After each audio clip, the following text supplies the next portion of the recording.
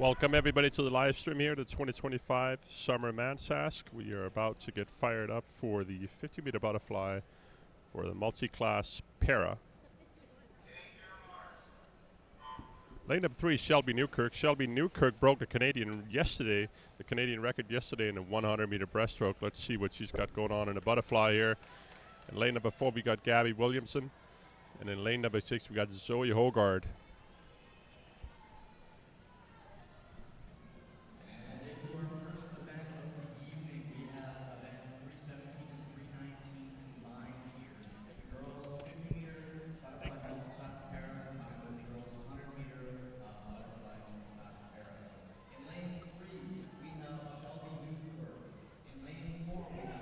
Looks like we've combined events E317 and E319 into one larger heat. Hogart will be swimming the 100 butterfly, while Newkirk and Williamson will be doing the 50.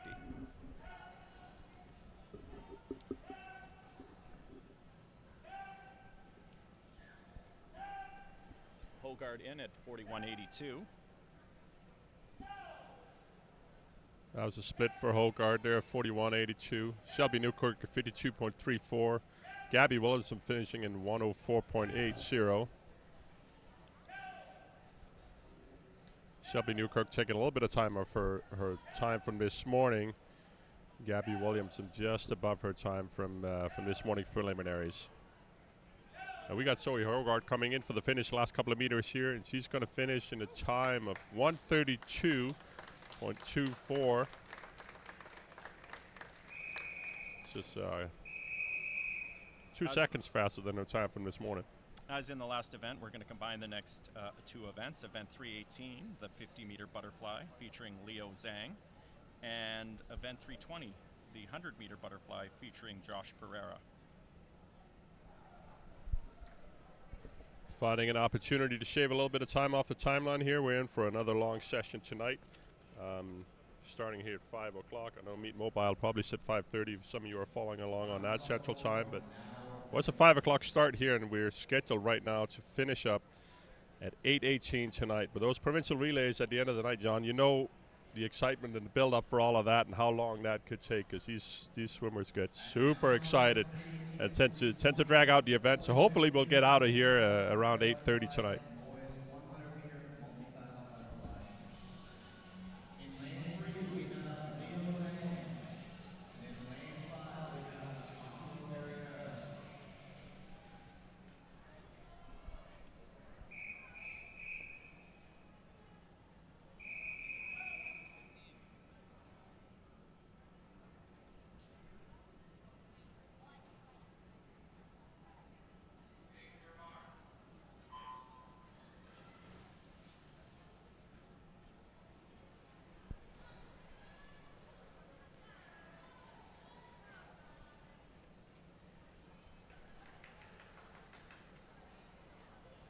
There's Josh Pereira out for the halfway mark here.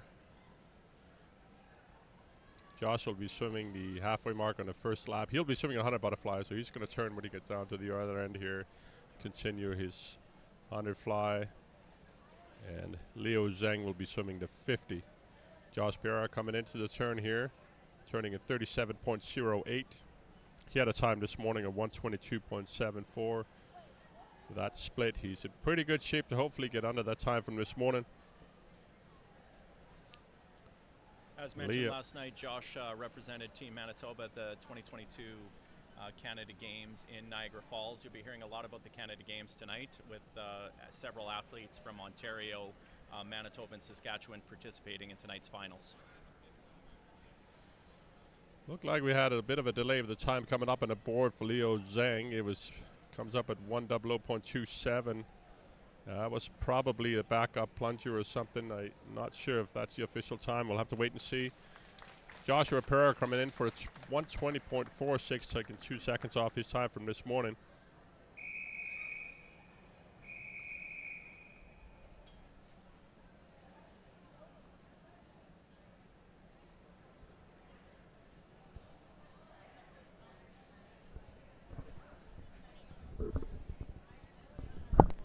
Waiting for the green light here from the referee. getting a thumbs up, so the times on the board are official.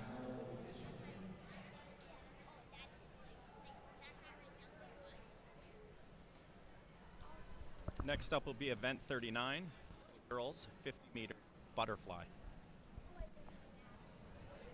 Complete event lineup tonight. We got the 50 fly, we got the 200 free, then we're into the 50 and 100 backstroke for multi-class para, 50 backstroke for able-bodied, 100 breaststroke, and finishing up with a 400 IM. The 400 IM was a time final event, meaning they swam the slower heats this morning, and the fastest heat in each age group and gender will be swam tonight based on entry time. So that doesn't mean the swimmers from this morning will not be able to win a medal. They certainly could if they posted a fast time this morning. It's just what is swimming what we assume to be the fastest heat here tonight in that 400 IM. All the other events have been prelims and finals. Looks like we have A and B finals for the most part in every event. If there are less than 20 swimmers entered for a particular age group and gender, they will not swim a B final. It'll be an A final only. But it looks like most of them here we're looking at a full lineup. We got the 50 butterfly for the 12 and under girls working out on the bulkhead here. They're starting at the far end on the 50.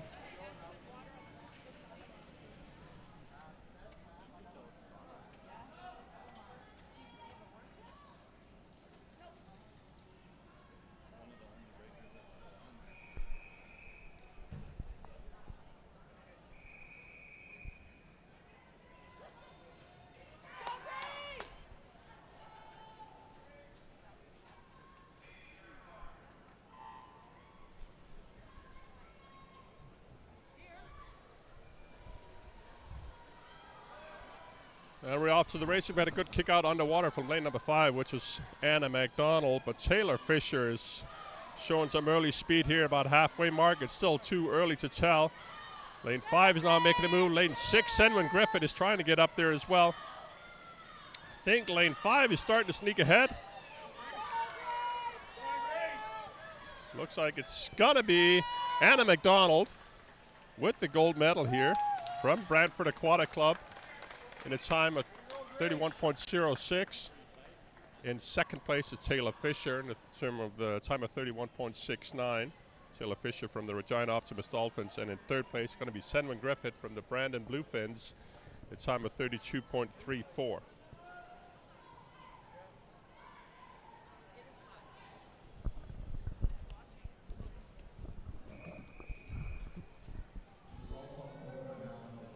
All of these girls taking plenty of time off from this morning.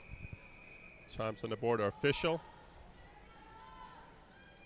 Would you say this is the hardest stroke to master at a young age?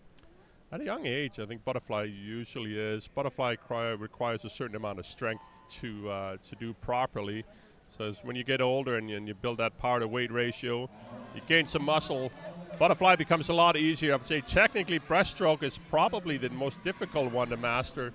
It might be the easiest one you think is at a young age, but there's so many nuances in breaststroke that makes it extremely difficult. So, but these 12 and under girls are all looking great. Good stroke rate. They're getting the hips up, their head down.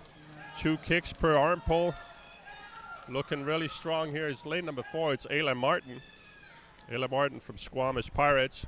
She's fitting a time of 34.84 for the first place in the B final. Second place is Malala Kmuz, 35.58. And finishing up third was Abigail Gold at a time of 35.75.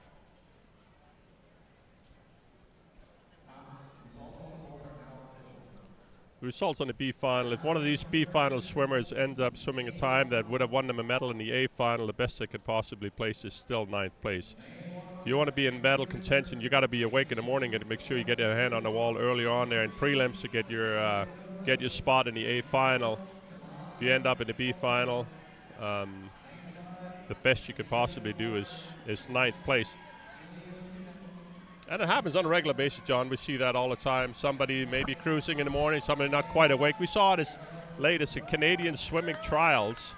Anthony Sauvé from Quebec broke the Canadian record in the 200 freestyle, a record I think has stood for over 10 years. It belonged to Brent Hayden. He broke the Canadian record in the 200 freestyle in the B final at Canadian Trials. So that kind of stuff happens at any age, but we're on here in the A final of 13, 14-year-old girls. Interested to see what Jayla Mendoza from Manta can do in lane 3. I think she took it a little easy this morning.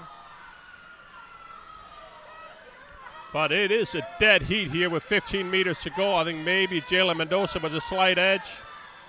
We're looking at Kalana Cottrell is trying to make it move here. Also in lane number 5 is Alex McGuire. Oh! Is that lane 4? And it was Kalana Cottrell with a term of 30.04, 1/100th ahead of Aaliyah McGuire, 30.06 in the third place, Jayla Mendoza, and 30.12. So 7/100ths of a second separating 1 to 3. Only 1/100th of a second between first and second. If you watch that on a live stream, you could probably see some of these kids. Sometimes when you come in into the wall, especially in butterfly and breaststroke, you got to time it. You just start looking from 5-10 meters out and adjust your stroke rate and adjust your stroke so you hit that wall perfectly at a full extended stroke. Quite often you see some of these younger kids take an extra stroke or gliding really into the wall. Again, that happens at every level. We saw that even from Michael Phelps back in 2008 when he won his famous 8 gold medals. His 100-meter butterfly, the Serbian Mike Kavik he was racing against, took it 1 stroke fewer and kind of glided into the wall. Ended up losing to Michael Phelps in that famous race from 2008. B final on the way here. Molly Picard is looking really strong with 15 meters to go. Molly Picard is representing Comox. Her teammate is in lane number 3 is Elise McGlusky, but it's going to be another extremely close race here. We've been privileged to see that here early on tonight's finals. 31.86 for Molly Picard, followed by Sarah Austin Coyle from Regina Optimus Dolphins, 3/100ths of a second behind with a term of 31.89.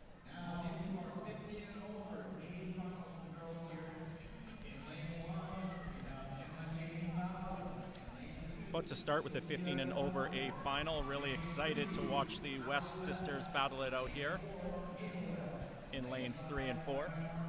Mia at Cal and her sister Hal verbal commit.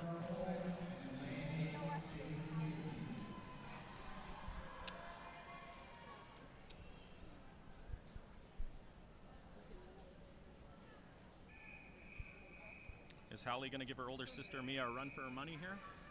No, I don't think so.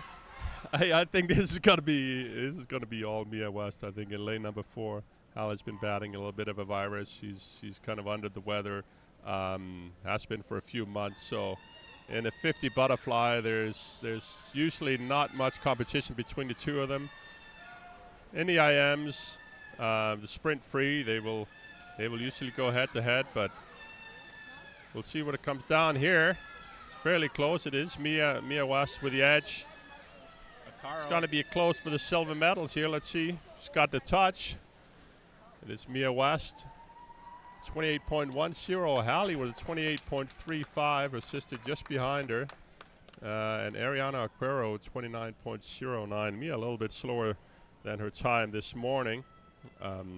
So it was a little closer than I anticipated. But Manta going 1-2 here and hoping to rack up some points early on in this session. It is extremely close if you're following the team standings. We had Manta after last night's final session with 2,148 points, closely followed by the Goldfinch with 2,144.5 points. That's a 3.5 point difference with over 2,000 points on the board. It is closer than I've seen in recent history. And it's all going to come down for that team standing. It's all coming down to the final session here tonight. We got the B final in the water for the 15 and over. So we got an early lead in lane number 5. That's Maggie Castellanos from Squamish. Also a move on the outside lane. Sammy Benning from the Goldfinch in lane number 7. Looks like she's now edging ahead. Perfectly timed finish from Sammy Benning. He's going to get her first in this heat in 30.39. 1/100th ahead of Maple Castellanos, 30.40. Third place in the B final was Tenley Regina. Tenley representing the Optimus Dolphins as well. And 30.90.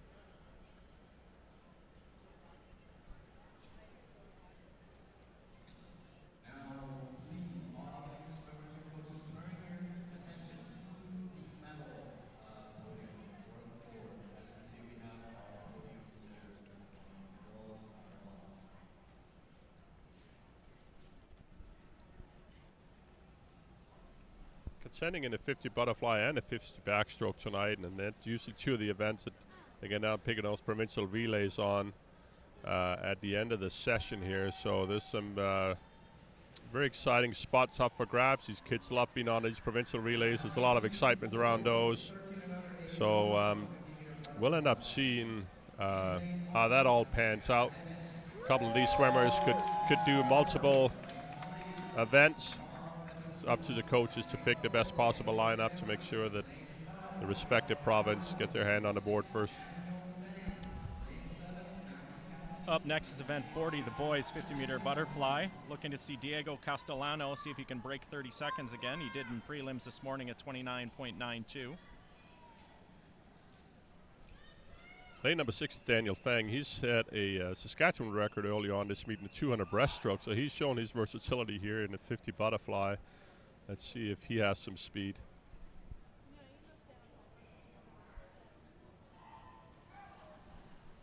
Quick reaction from Daniel. No underwater kick, straight up and swimming. If you're not the strongest underwater, that's not a bad strategy. You often see a lot of kids staying underwater, kicking, and come up way behind.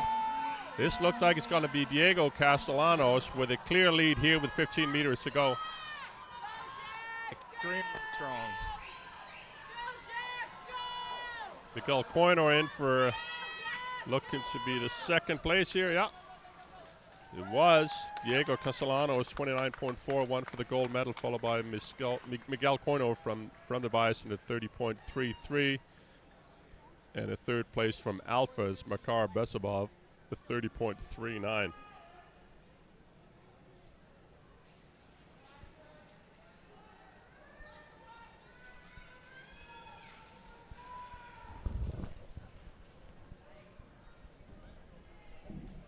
That's a swim up earlier on this morning between Ethan Lunan in lane number 8 and Asher Wachuk, who's now going to be in lane number 4. They tied for 8th this morning, so they had to do a swim off to see who will get the spot in the final and who gets to swim in the B final. And Ethan Lunan got the best of Asher Wachuk this morning.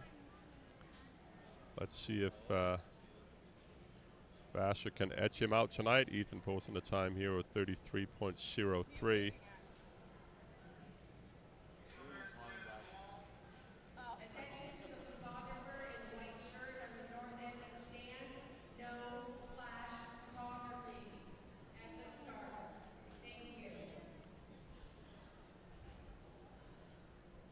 We had an upset referee here at the pool. There's some flash photography going off in the stands, and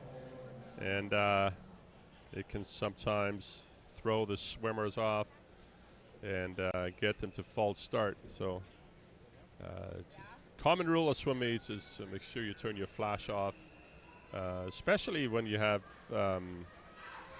swimmers that are hard of hearing. Quite often we'll have a flash set up next to their blocks so they can follow the flash if they can't hear the sound. And then obviously photography is a real impediment.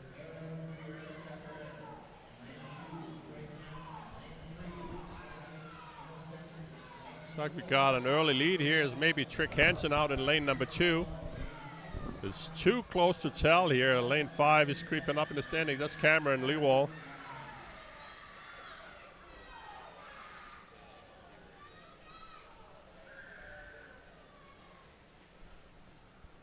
It's a good time finish for Trick Hansen. 32.65. Just edging out Cameron Lewall by 3/100ths of a second at 32.68. And in third place it is Asher Wachuk at 33.57.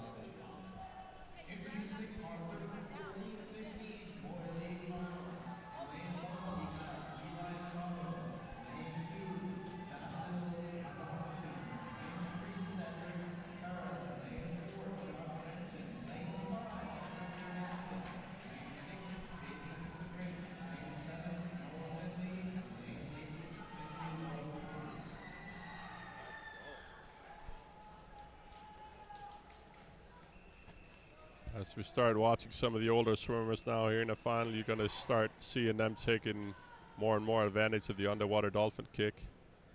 Try to get close to that 15-meter mark. Those are those red marks you see in 15 meters out from the starting end on the lane lines. That's what the referees will be looking for. Make sure their head crosses the surface or breaks the surface before they hit that mark. Looks like we've got some early speed here in lane number 6. That's Jaden Tenbrink. Also in lane number 3 is Cedric Perras.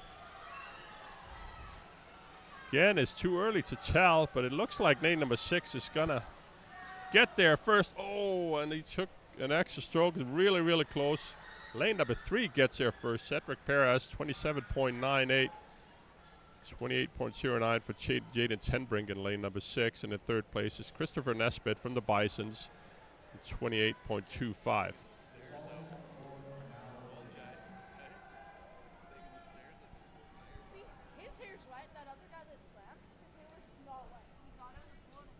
Can you talk to us a little bit about the age groups and how the boys are 13 and under and the girls are 12 and under, and they adjust as they go up from there? What's the thought process behind that? I think it's just sort of girls obviously develop a bit earlier, and once they reach that 15 and over, a lot of them are ready to compete at the senior level. So they go 12 and under for girls, 13, 14, and then 15 and over. Where the boys develop a little bit later, so they offset that by a year, and they do that for the Canada Games as well. Those boys are going to be a year older than the girls, and that's sort of the reason behind that. Lane 4 and 5 battling it out here. Slight lead with 5 meters to go is lane number 4. This lane number 4 is Iker Gutierrez Carabias with his hand on the wall at 29.29. Had a Luke Stibbert from ManSask with 29.37. Third place is Cohen McNeil in 29.53. Luke, quite the athlete, plays hockey as well. Multi-sport athlete. Doesn't quite swim as much as his teammates, but still loves the sport and competes as much as he can. Nothing wrong with that at all. We are happy to see that, and hopefully the swimmers and the teams are able to accommodate that, because we do love to see kids explore all different avenues and do multi-sport, and quite often it benefits them in the long run anyway. They'll catch up in the pool once, and if they decide to dedicate their full time to that at a later age. Having that multi-sport experience usually will give the different benefits. Perfect. Really looking forward to seeing Addie Bailey-Ross, who's come on this year, moving up in the club from a lower tiered group to the elite group. I think you saw him in BC, didn't you? Earlier in the year? Yeah, Addie Bailey-Ross was out at trials. She just snuck into the Canadian trials and competed out there. Ended up making the junior final. I believe he came in 5th. And he's shown a ton of speed. Had a really good 100 free early on this meet, and he's got the lead here as well, quite clear of his competitors. With 5 meters to go, 2 more strokes. Perfectly timed finish, 25.53 for Addie Bailey-Ross. And in second place is going to be Ethan Butt in 26.24. Third place, Gavin Dybert, 26.34.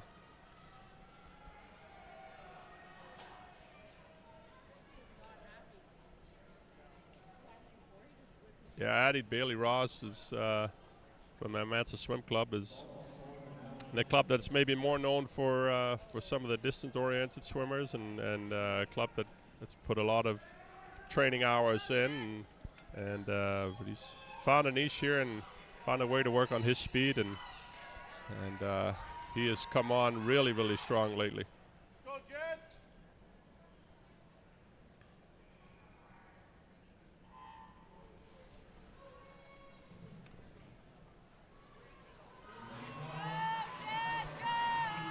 Looks like Lucas Bewick from the University of Manitoba Bisons in the B final out to the fast start. Lucas Bewick is extremely explosive. Formerly swam out in Victoria, BC. See if he can hang on all the way to the wall. Lane 4 is coming on strong with a few strokes to go. Who's going to time the best finish? Lucas Bewick did hang on to 26.44, 6/100ths of a second ahead of Gabriel Gerbrandt. Looks like Gabriel Gerbrandt kind of dove into the finish there. He just ran out of real estate. A couple more meters, and he would have been able to reel him in, but Lucas Bewick hanging on to the win in this B final.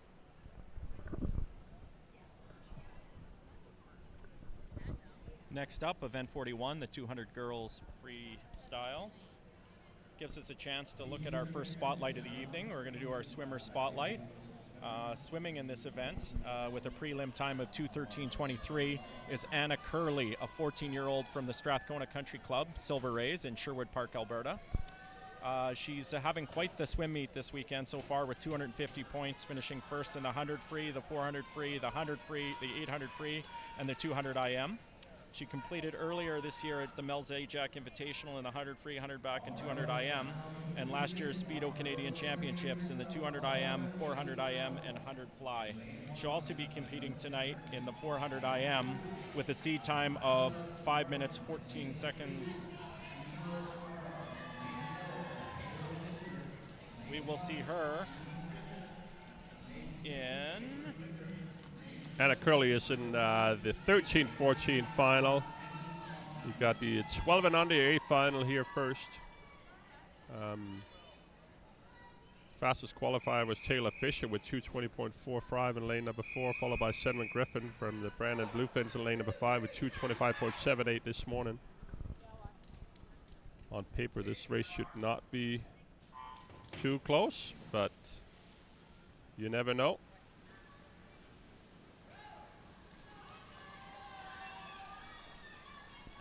You often notice these young swimmers in the 200 freestyle, John, they're so excited to get going. They put their head down. They take 10 strokes before they take their first breath.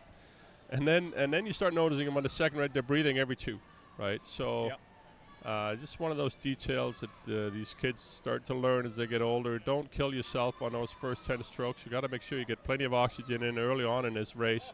If you want to put your head down the last 10 meters and last 15 meters even and not breathe at all, great. If you can handle that, you don't need the oxygen at that point. Your body might tell you that screaming before it, but it's not going to get you your muscles by the time that race is over.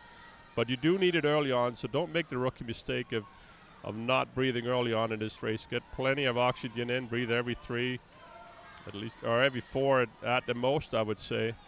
And I do like to see some of these kids at a young age doing bilateral breathing. Quite often you'll see them specialize and favor one side breathing when they get older, but it's good to see the young kids do bilateral breathing. Just helps them rotate better to both sides. Here's Taylor Fisher out in 107.88 with a 35.57 split on that second 50. She's on pace to improve her time from this morning, looking probably to go in the 2:18 range if I was to be a guessing man here. Sedman Griffith in second, splitting a 109.9. In third place is Emily Harrop with a 110.18. Let's see if Taylor Fisher is keeping that 35-second pace up. She's up to 36.42, so it's going to put her closer to 2:20 finishing time. Sedman Griffith is trying to hold off Emily Harrop. There's about a second ahead here with 50 meters to go between second and third place. Let's see who's got some juice left in the tank.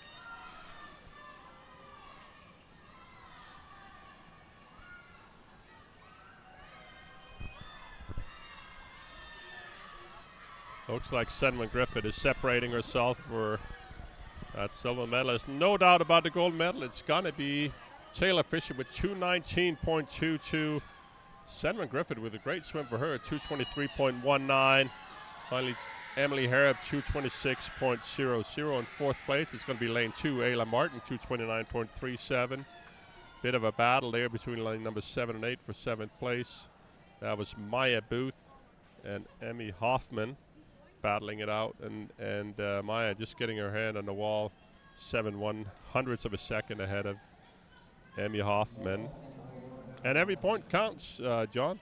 Mansa's up by 3.5 points after 3 days of racing, so you get your hand on and you place 7th instead of 8th. That's an extra point for Mansa.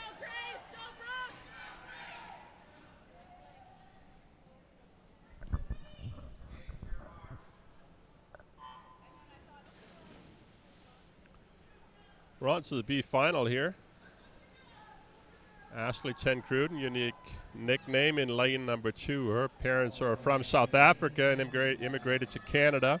Ashley Ten-Gruden is born and raised here in Canada, but she does have the birthright and can get her South African citizenship should you wish to pursue that as she gets older. It's always nice to have that option. Lane 5. Grace Massaro, aggressive first 50, 34.43. Grace representing the Thunder Bay Thunderbolts. They got a big contingent in the stands here, and they're allowed traveling in for Thunder Bay to support their teams. You know, having a pretty strong meet so far with only 16 swimmers here. There's 6 overall with 943 points, closing in on the Bisons at 961.5.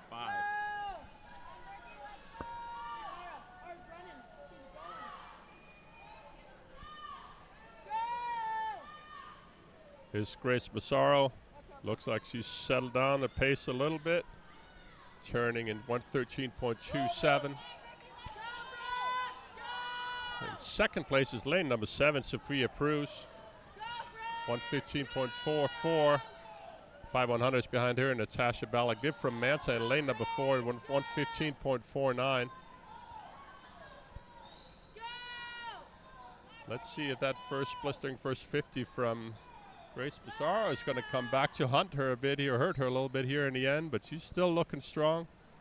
Nothing wrong with being aggressive if you can hold on to it for the rest of the race. There's always different strategies. Some people have lots of upfront speed and they want to get out ahead and stay ahead. Others are more of a back end speed, maybe a little bit slow out of the gate, and they got to build into it. Looks like Grace Massaro's got a bit of both. Out fast and coming home strong with this significant lead here with 25 meters to go.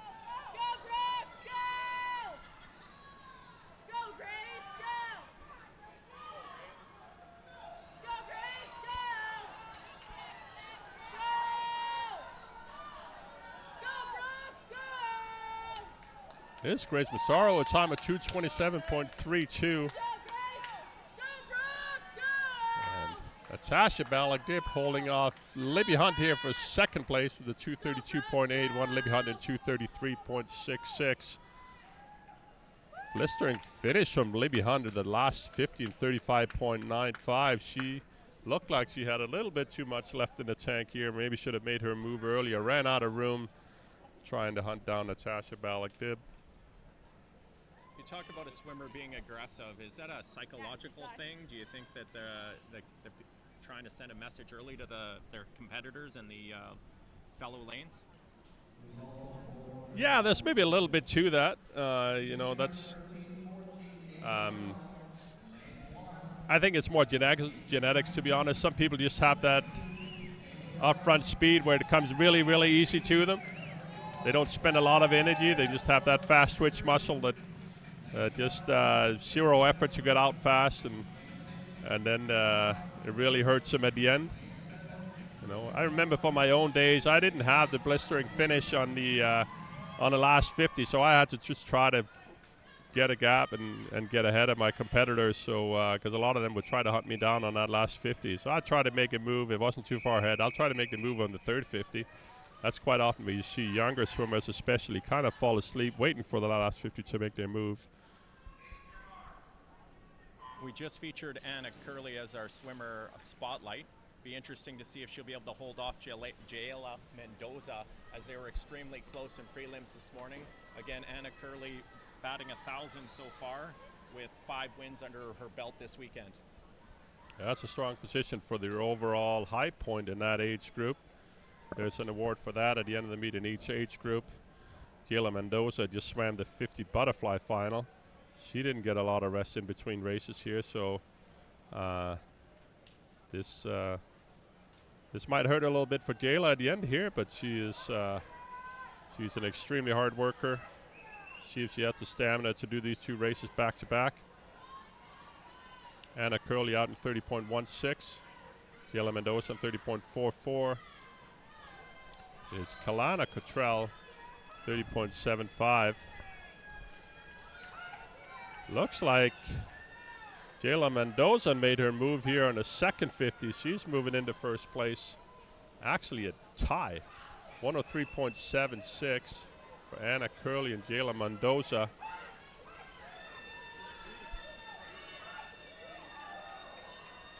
Jayla split a 33.32 on that second 50. Anna Curley looks like she's making a move here in this third 50.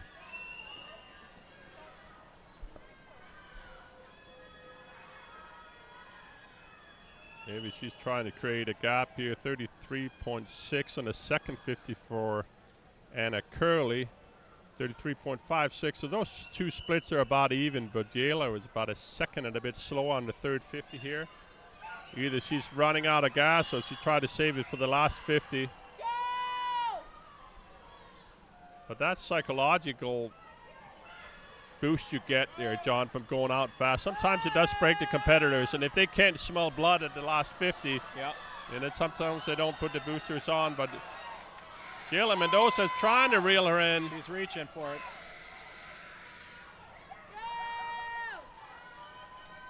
Is Anna Curley with a 33.30. 210.62 for Anna Curley. Jayla Mendoza 211.40.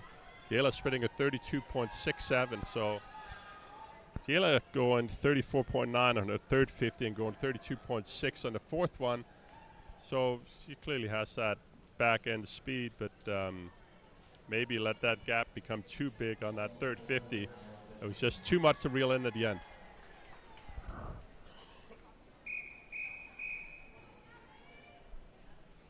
Anna Curley picking up her 6th win of the weekend and still will be seen later this evening in the fastest heat in the 400 IM time final.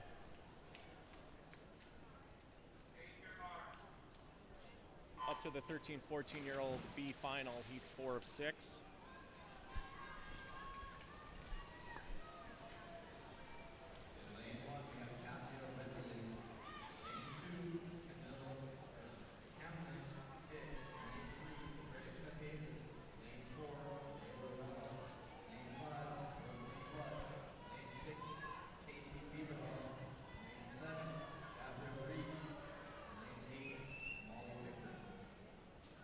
Layla Rell out at 29.56.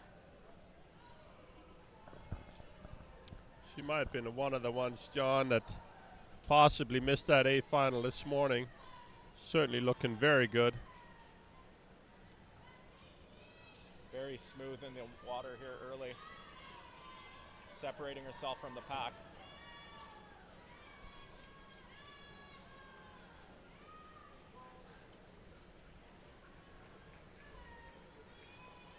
Layla representing Elk Valley. They stand out here in the pool, very flashing caps and shirts. We don't see them too often here at these parts, but we're happy to have them. Layla Rell out in a 103.3 with a 33.75 split here. Remember that A final was 1 and 210. She might get close to that time, John.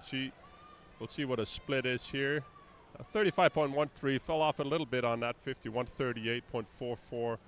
Probably was not going to beat the winning time from the A final, but certainly would be in there maybe for the bronze medal if she had been in the A final, but she wasn't. So the best she can possibly do here, even if she sets a world record, is 9th place. How hard is it for a young swimmer to figure out pacing in an event like this? Obviously, she came out hard in this event, but we talked about potentially pacing herself in prelims a little too much and not making the A final. 213.63. Yeah, it is difficult, especially for young swimmers. Sometimes you see them going out fast, and at least you give yourself a shot. It's sometimes just getting into a fast rhythm. It's easier to hold on to that and sort of shift gears halfway through the race. So I'm always happy to see kids just going for it, even if they pay for it in the second half of the race. At least you give yourself a shot. Sometimes you see swimmers get into a slow rhythm from the beginning and just never really kick it into gear. You never give yourself a chance. But it is a long week. You know, we are on day number 4 here. These swimmers are swimming up to 7 individual events. That's 14 races between prelims and finals. So sometimes you got to pace yourself. You got to see if you can get away with swimming a little bit easier in the morning to try to sneak in that final without wasting too much energy. But it's a fine line.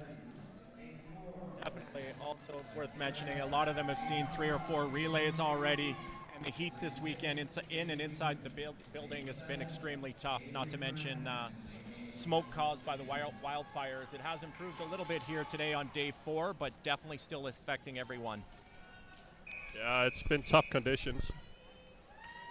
Good lessons to learn at this age. Got to make sure you're staying hydrated. You go to nationals, suddenly that 3-day, 4-day meet becomes an 8-day meet.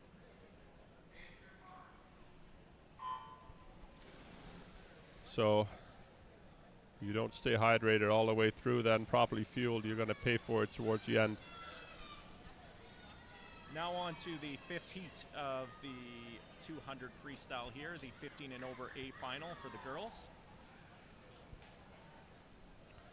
Maddie Giardetti from Thunder Bay, the fastest qualifying time at 2:11.07 this morning. Got some early speed in lane number 2 as Bridget Sy out first in 30.02.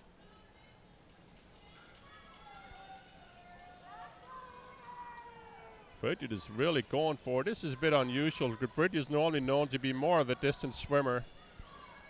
Incredibly hard worker in practice. But she's giving herself a chance, trying to put some points on the board here for Mansa.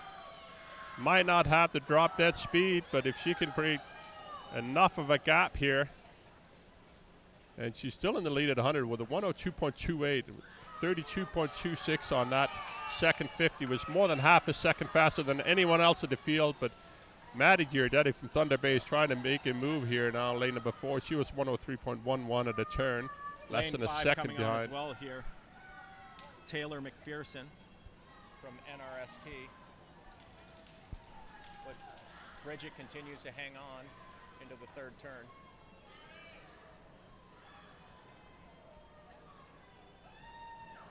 Bridget's turning first at 150, 135.68, but Maddie Giardetti now 0.3 of a second, 25/100s behind her to be exact, or 135.93. She is reeling her in here. But Looks kudos like to Bridget. race to the end here. But kudos to Bridget for giving herself a chance, and she's trying to get in here. The Mansa crowd on the sidelines are going wild.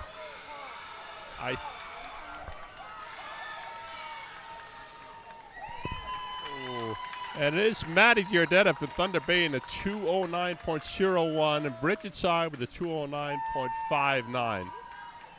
But the impact on a move like this is when you're in lane number 2, that means you're 5th going in, and you come in 2nd. The difference between 2nd and 5th in the point standing is 15 points, John. You're only up by 3 points on Thunder Bay, and you just put an extra 15 points on the board here from going from 5th to 2nd. So the way they award these points for the team standings, you get 50 points for 1st place, 30 for 2nd, 20 for 3rd, and then it goes 15, 14, 13, 12, 11 in the A final. B finally goes 9 points for 1st, and it goes 7, 6, 5, 4, 3, 2, 1.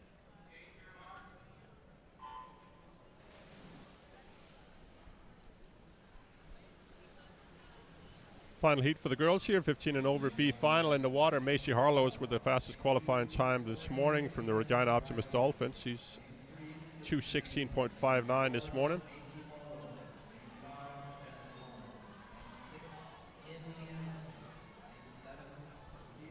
Looks like we got an early outside smoke here. That's Victoria Darling. I was going to say lane 2, Tori Dedrift, strong showing here from lane 2 as well. Victoria Darling, the only one under 30 seconds, but 29.99. She's trying to get the Goldfins some points here. She might have seen what happened in the night A final and said, I'm going to answer right back, put some points on the board for the Goldfins. She's looking very strong here. Has built quite a lead in lane number 8. 103.13 with a 33.14 split on that second 50. See if she can hang on to this pace. Second place at 100 is lane number 2 is Sydney Bain. Sydney representing the Squamish Pirates.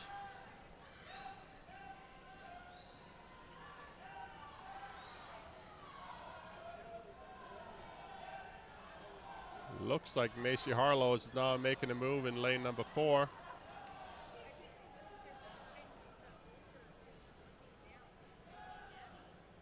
It's still Victoria Darling with a 138.1 and a 150 meter mark. Second is now Macy Harlow at 140.17. Macy outsplitting Victoria Darling on that third 50, but she's got a lot of ground to make up, and I don't think she's gonna get there. Victoria Darling with a great swim on the outside, looking to take this B final from lane number 8. And that team standing, so that's the difference between getting 1 point for 8th place to getting 9 points for winning the B final. So she threw an extra 8 points on the board for the Saskatoon Goldfinch. 211.80.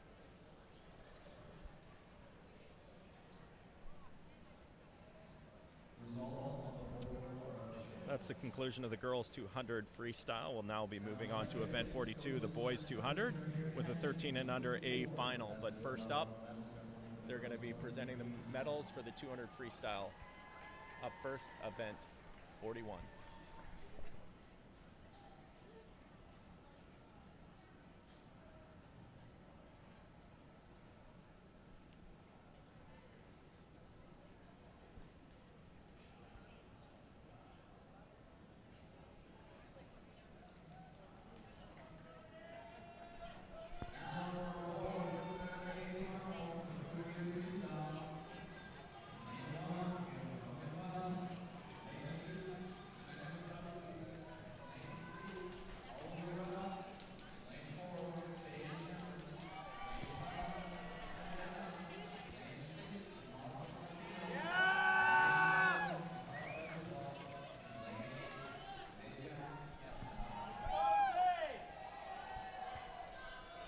We're into the 8th final for the 13 and under boys. Fastest qualifier was Sage Demers from the Elk Valley with 208.84 this morning. 8 seconds ahead of second place.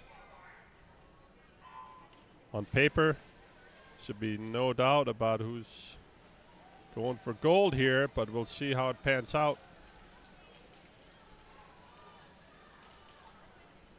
Certainly Sage Demers going for the early lead. Looking very strong. Yeah, no messing around this evening. No surprise, as he was 8 seconds ahead of his nearest competitor in prelims this morning. 28.73. First 50 split.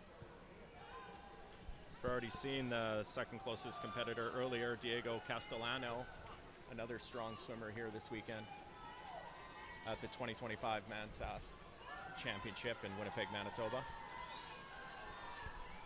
Yeah, this is going to be a battle for the silver medal here. There's no doubt about the gold at this point.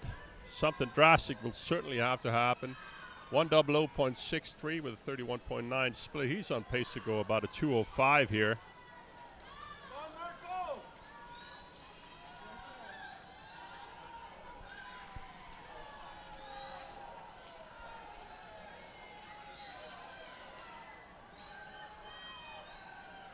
I mean, you really are only swimming against yourself in these types of competitions, but how much do you pay attention to the lane next to you in a race like this?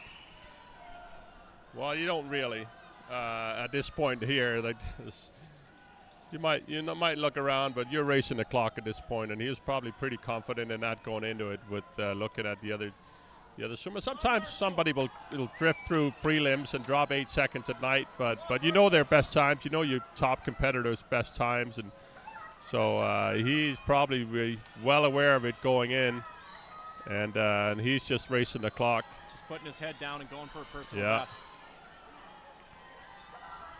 He is hurting a bit here with 5 meters to go. 208.31 to 33.97 here. Lane number 5 is Diego Castellanos, 214.63 for the silver medal.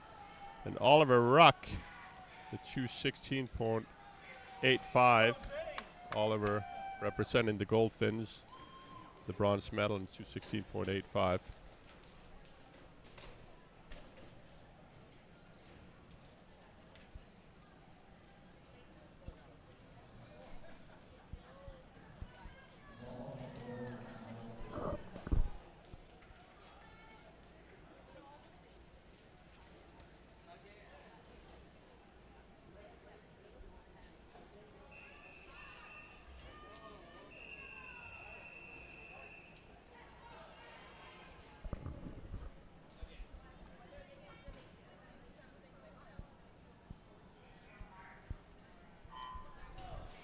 Comox well represented in this next event with 3 swimmers here in the B final of the 13 and under boys 200-meter freestyle.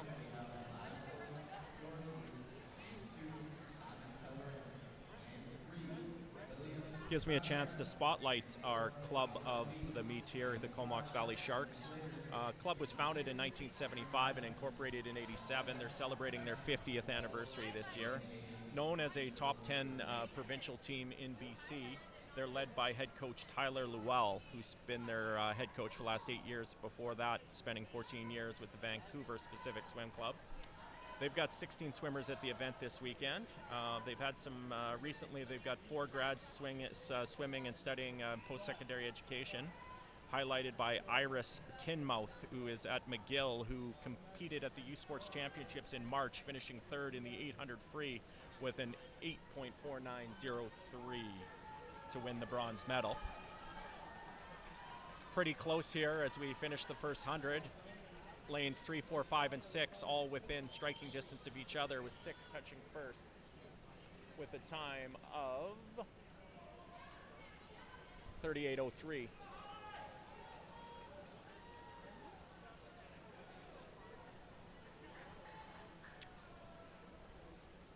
Unlike the last heat, nobody really showing any dominance at this point, just halfway through the race.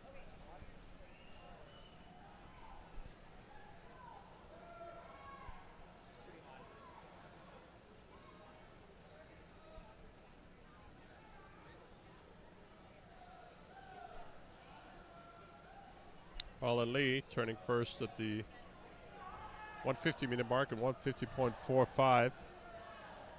He's about 0.7 of a second ahead of lane number 3 is William Paschak. Looks like lane number 7 is making a move here now. That's Cameron Lewall.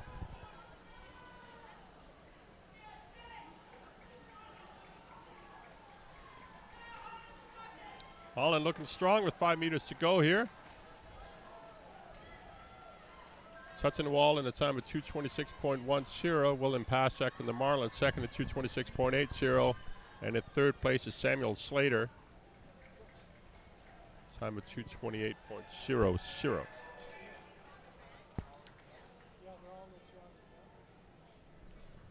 Next up will be the 14-15-year-old A final, boys 200-meter freestyle.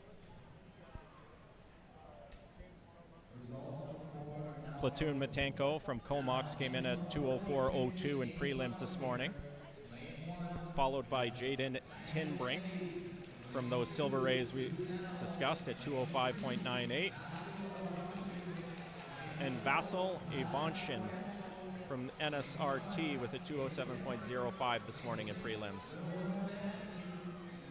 Manta strongly represented with 3 members of Team Manitoba from the upcoming Canada Games in Willem van Devenherver, Ahmed Biani, and Kaylin Booth. 3 15-year-old swimmers that are looking to make their mark in St. John's in 3 weeks.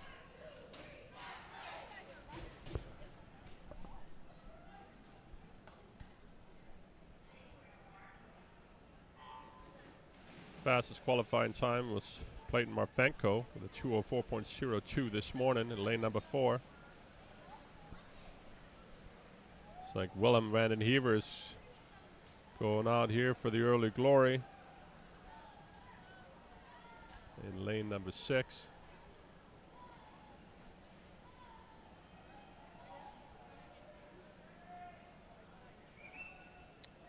Gonna be Clayton Marfenko first at 28.70 to 50-meter mark. Second place at Jaden Tinbrink, 21.87, close behind. Wilhelm van den Heever at 29.04.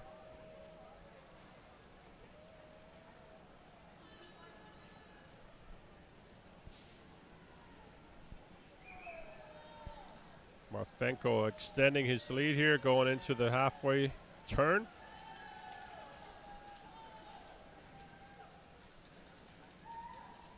.93, only some under a minute was Clayton Marfenko. Ahmed Banani making a move over in lane number 7. Second fastest split out the field. 3rd fastest, sorry. on that last 50. Lane number 3 also moving up. That's Vasil Ivantishin. Move his way up into second place. Now, Plates and Marfenko with just about a second lead going into the last 50 here. Vasil Ivantishin trying to close the gap. Lane number 5 is Jaden Tenbrink's moving up. Ahmed Benani over in lane number 7, trying to claw his way into the medal standings here. Going to be close. It is Marfenko with the gold in 202.96. In second place, Vasil Ivantishin, 205.44. And for the bronze medalist, Jaden Tenbrink, 205.57. Ahmed Benani from lane 7 in the 206.22 for fourth place.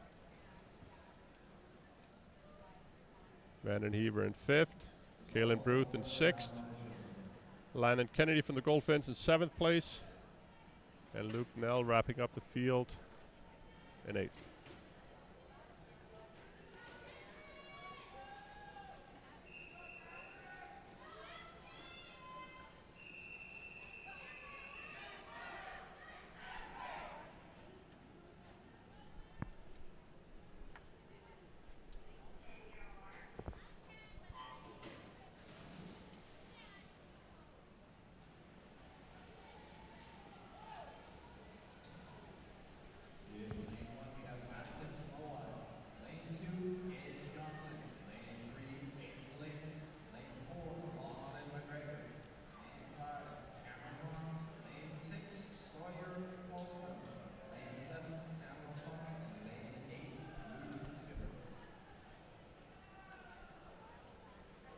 Lachlan McGregor, that's first at a 50 and 29.73, followed by Aiden Lynx in lane number 3.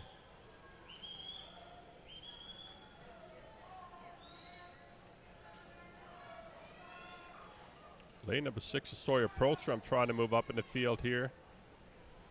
He's now into second place with 10 meters to go on his first half of the race. Lachlan McGregor with a 102.56. Sawyer Prostrom now in 103.61 in second place.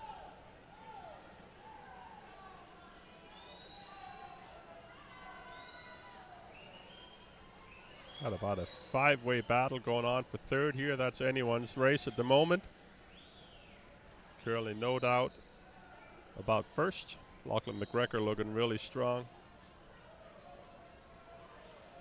Coming into 150-meter turn here. It's going to be on 136.10, split of 33.54 in this last 50. Second place is Sawyer Prostrom. He was a 34.98, so Lachlan McGregor continuing to build on his lead.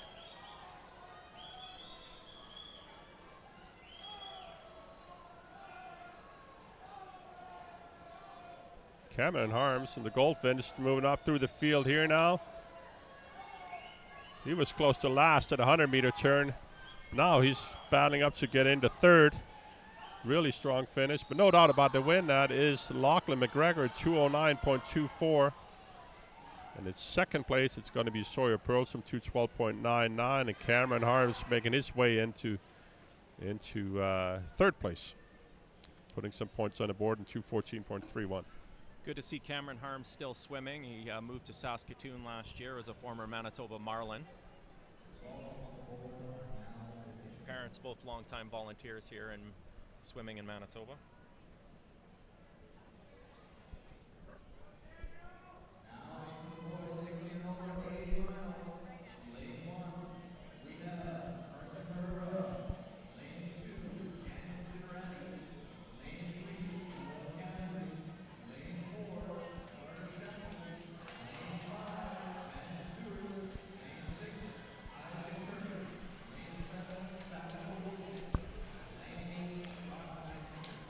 $16 and over A final.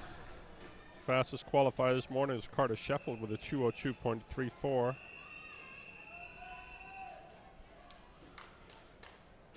keep an eye early on, and lane number 3 is Noah Cambley. Noah Cambley is more of a 50 and 100 meter swimmer. He's trying to learn to pace himself in the 200 here. He's got lots of speed, won a 54 and 100. Early on this season, he's splitting his 200 with a 59 in the first 100 and a 108 on the second. He's trying to even that out and balancing it off here. But it is Carter Scheffel out in the 27.05. Second place is Noah Cambley, 28.09.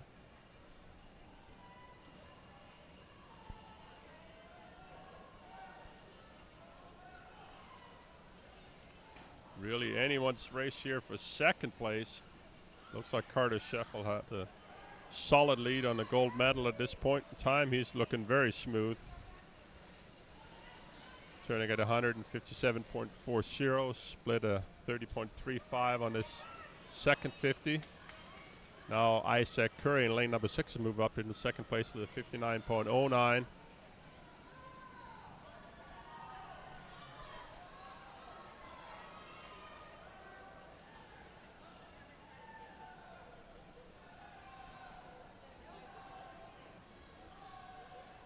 Noah Cambley making a move. Also lane number 2 is Daniel Giardetti, trying to get in the fight for medals here.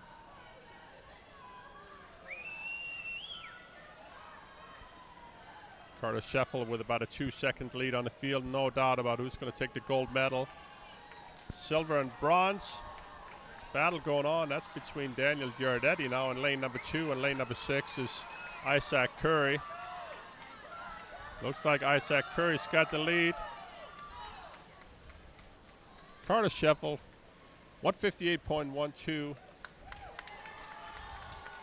Nice to get under that 2-minute mark.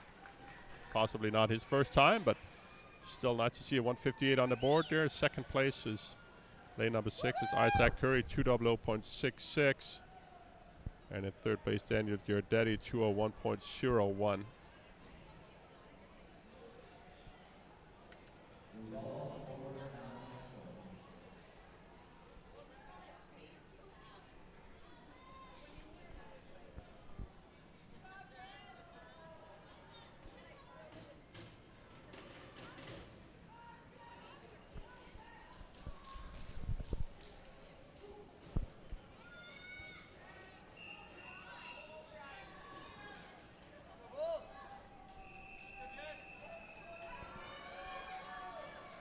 Into the B final for the men's 16 and over, 200 freestyle.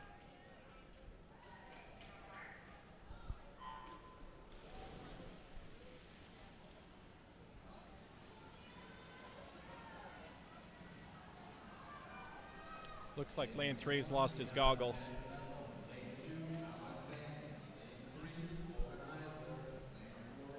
Sebastian Carriaga from the Regina Optimist Dolphins is really going for it on the first 50 here. He's out of lane number 6.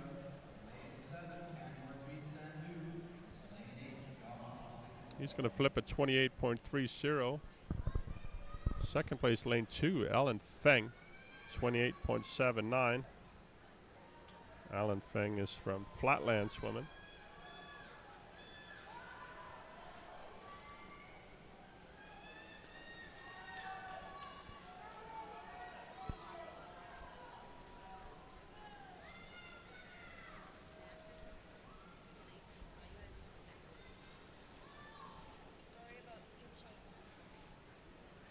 Sebastian Carriaga extending his lead out in 59.74, split at 31.44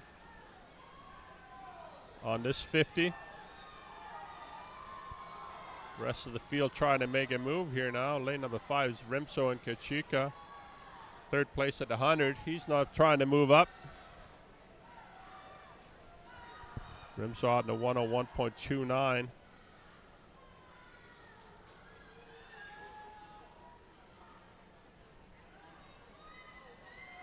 Good third 50 here from Rimso, moving into second place now, 31.66.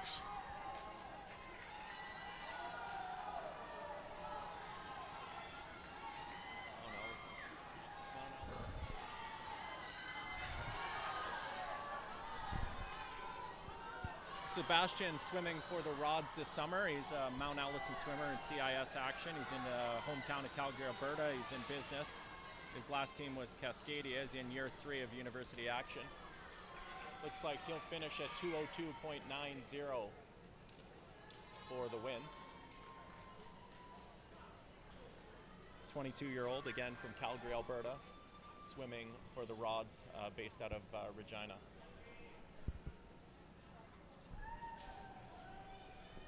That wraps it up for the 200 freestyle. You should see the medalists posted on the board here shortly for the men.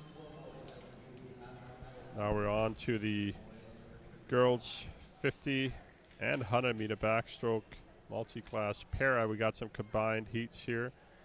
We're combining event 321 and 323. This is the girls 50 backstroke and the girls 100 backstroke.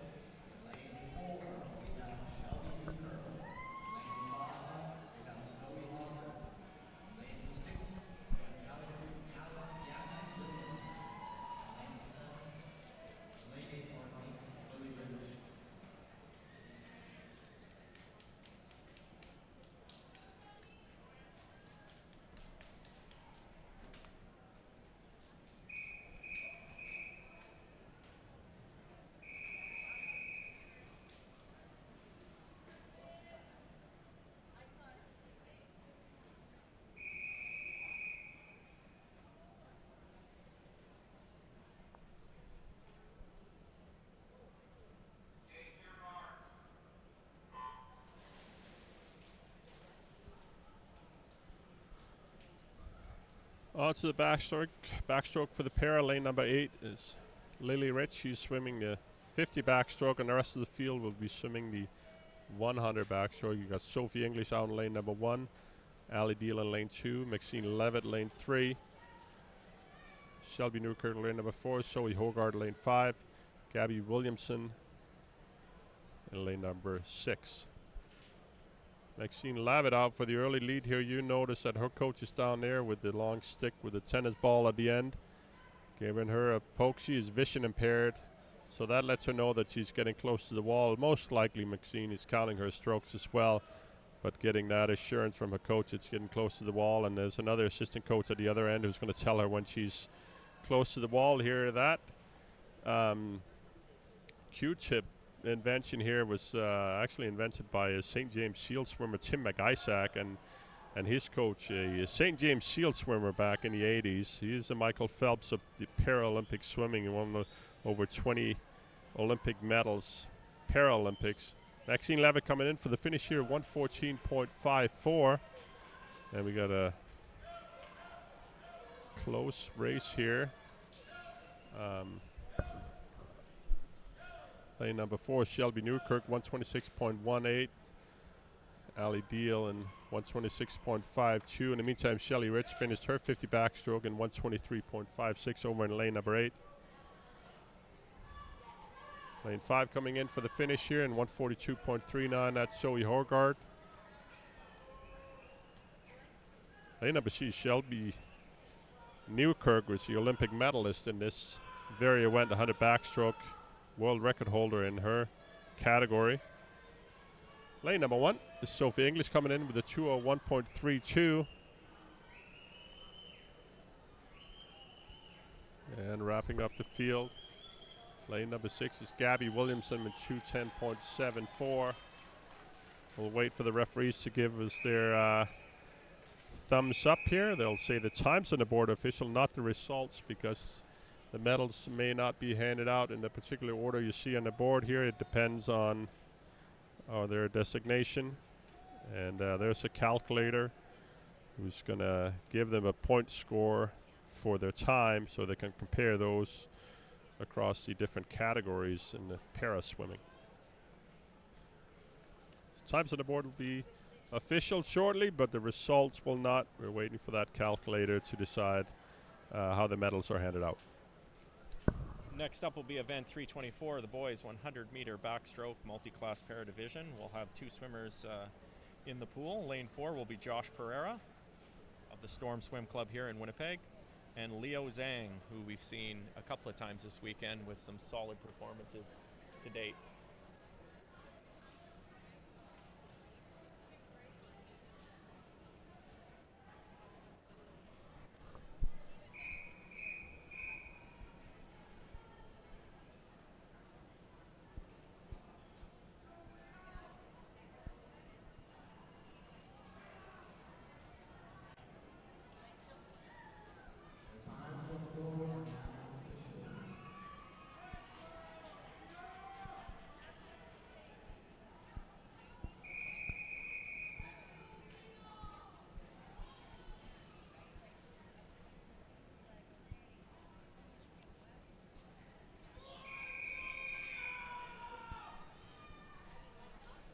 See the backstroke ledges are in the water. Most high-level pools are equipped with those. Leo Zheng in lane number 5 did not want to use it. And some kids have that preference. Adults, I should say. Swimmers have that preference. Just gives them a little bit of an angle to put their feet on to make sure they don't slip as you're pushing off the wall, trying to jump out of the water in backstroke.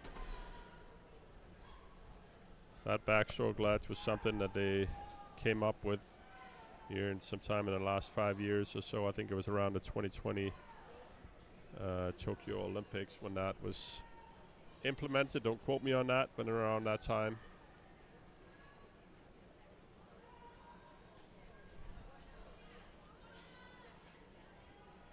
Josh touched the wall at 40.81, followed by Leo Zhang at 42.12.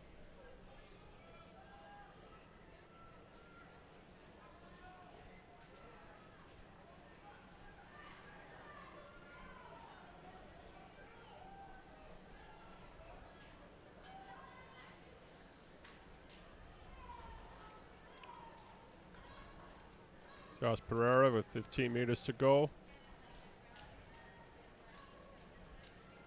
Leo Zheng just behind him. Josh Pereira is coming into the flags here. He's going to count his strokes. Perfect finish. 124.43 for Pereira. 127.05 for Leo Zheng. Both swimmers improving on their times from prelims this morning.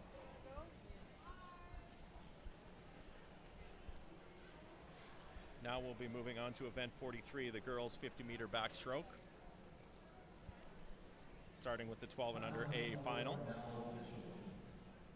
We're about 10 minutes ahead of schedule so far this evening, which is a great sign after 4 days of competition.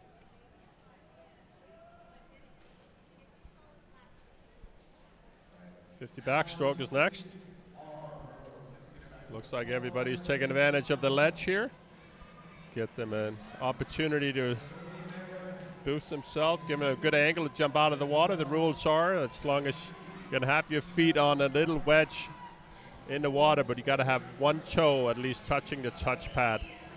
You can't be completely clear of the touch pad here.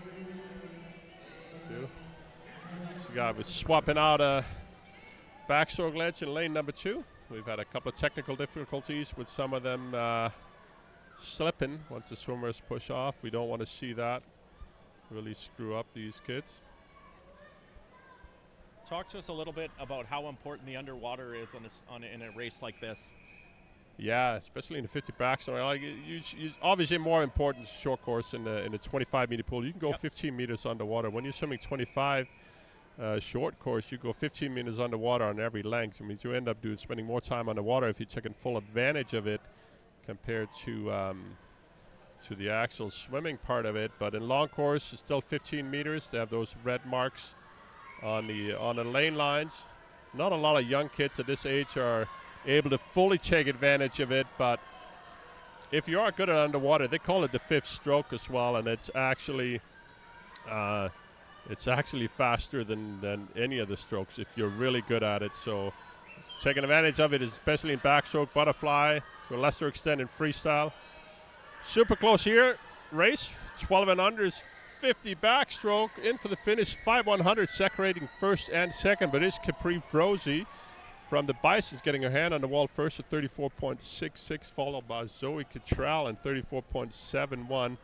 In third place is going to be Sophia Pruz out of lane number 6 from Alpha in 36.29. Yeah, that backstroke.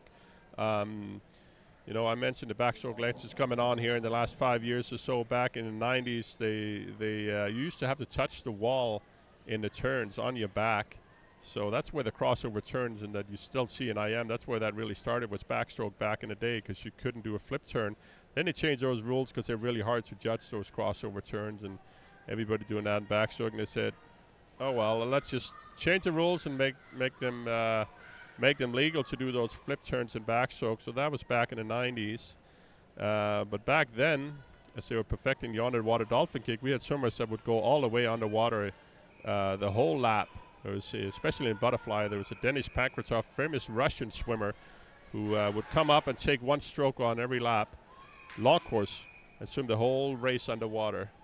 And that was not very spectator friendly, so they changed the rules, implemented that 15-meter mark, so we can actually watch swimming, not just a bunch of fish underwater. B final in the water for the 12 and under girls.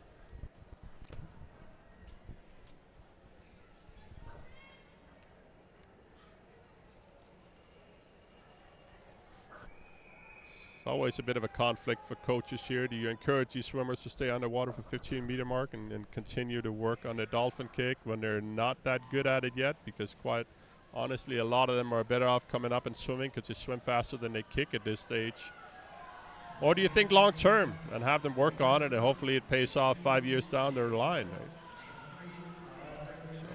Imagine with a lot of these young swimmers, they do look to get up and out of the water as quickly as they can in a race like this. Well, they want to win today. They can work on the underwater dolphin kick in practice and perfect that for down the road. But their mind today is trying to get their hand on the wall. And right now, at the state they're at in the swimming career, they're better off coming up and swimming. It's Ayla Martin in a close race with lane number 5 is Miller Gatto. But it is lane 5, Miller Gatto, getting her hand on the wall in 37.37 for the win in this B final. Ayla Martin second in 37.57, 0.2 of a second behind for second place. And in third place, it's Zoe Gursky out of lane number 1, 38.17. Next up is Heat 3, the 13 and 14-year-old girls A final.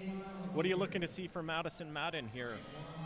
Yeah, Addison Madden, a young girl who sort of came out of nowhere this season.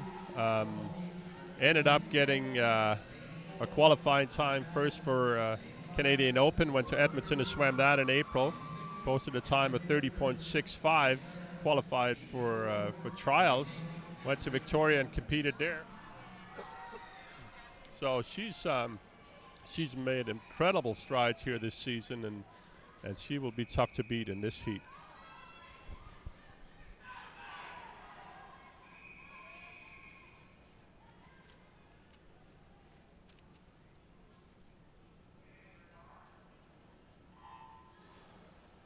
Addison Madden with the best time of 30.65, as I mentioned. She went 31.6 this morning, so let's see if she can shave a little bit of time off.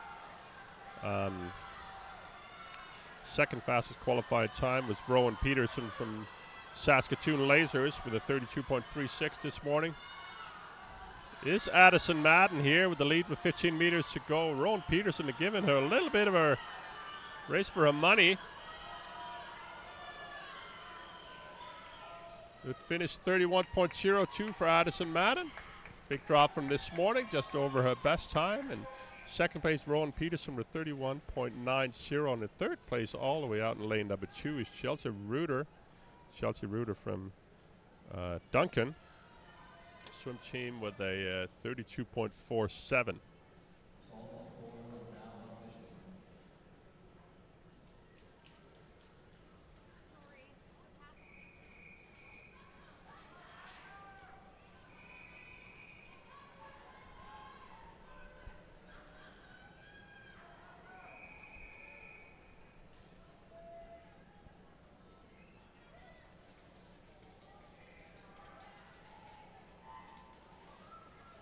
3 swimmers from Nanaimo.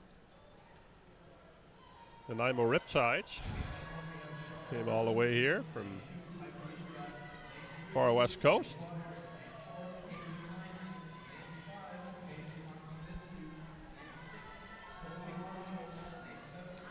Too close to tell. Lane 7 out with the early lead. I think Hannah Wenninger, lane number 5, trying to give her a run for the money. It's going to be lane number 7 in 33.72 for first place in this B final. Second place was Paige Constantinescu with a 34.35. And then third was Sophie Marshall, 34.83 from the Marlins. Sophie was one of the victims of a defective backstroke ledge early on in this meet, and she had to reswim her race because it broke as she pushed off. And obviously it was a big disadvantage. She ended up redoing that race, so it does happen. Up next is our 15-year-old and over A final.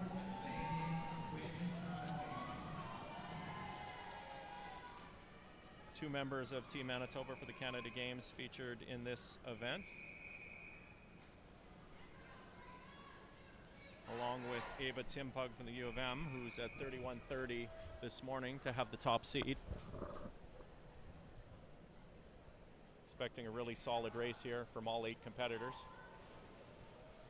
We're going to see some of these older swimmers now really taking advantage of that underwater. Look at lane number 5, still underwater, coming up last, but coming up ahead. So that's what that underwater dolphin gives you. We've got spots for the provincial relay on the line here as well. It's still too early to tell. Looks like lane number 5 is Brittany Dong with an early lead. Lane number 4 is now coming on. That's Ava Timpuk.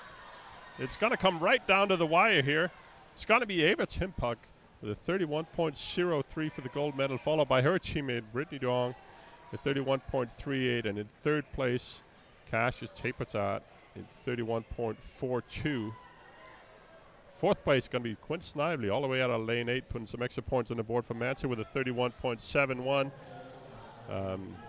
Good time for her. I believe she split slightly faster on leading off on the medley relay. Yeah, she went a 31.48 there yesterday evening. Looked to be finishing strong, maybe not the best start, as you said. Lane 4 came out underwater, setting the tone early. Yeah, quite often you see that, right? These swimmers get so excited for the relays that they put up some phenomenal times. At least that leadoff split on the relay is an official time, so that will be the best time. But quite often you see swimmers being able to do things on relays that they're not able to replicate when it comes to their individual events. Nothing wrong with that. It's great to be a good teammate, be a team player. B final, early lead here looks to be the number 3, Noella Champagne from the Marlins. Jasmine Ragosa over in lane number 6 has got good stroke rate, trying to move into the lead here. Coming under the flags, 2 meters to go. Ooh. Lane number 6, Jasmine Ragosa. Looked like she took an extra stroke there, but still managed to get her hand on the wall with 32.35. Closely followed by Noella Champagne, 32.44, 9/100ths of a second behind. And in third place is going to be Sammy Benning, 32.61. That wraps up the girls' 50-meter backstroke. Next up, event 44, the boys 50-meter backstroke with the 13 and under A final. Looks like we've got 5 heats here before we move on to the 100 breaststroke.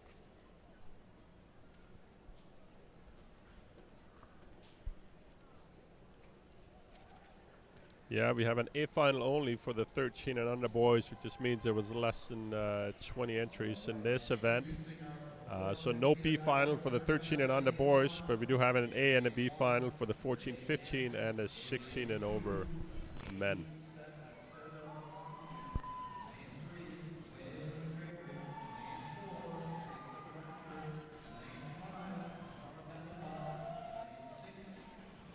Going back to that A final, it was nice to see the 8th seed move up to 4 value points here as the Goldfins and Manta battle for the overall title. Yeah, it keeps being a battle. It's got to come right down to the wire. And if you're looking through the program, John, the Goldfinch really stacked at 400 IM.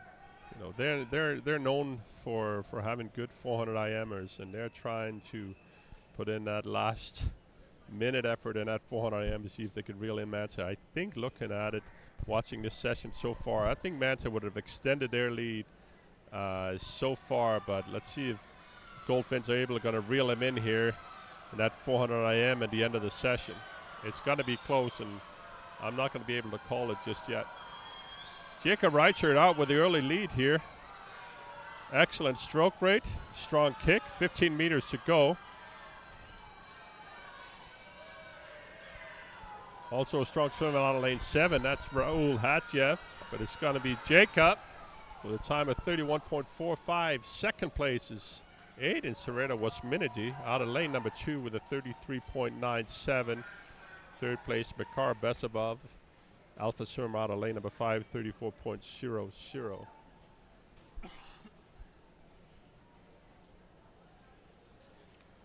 Raul Hatjev in lane number 7. The young Alpha swimmer is 10 years old in a heat of 12 and 13-year-old boys. So he put up a good effort here, came in 4th, 3 years younger than a lot of these boys.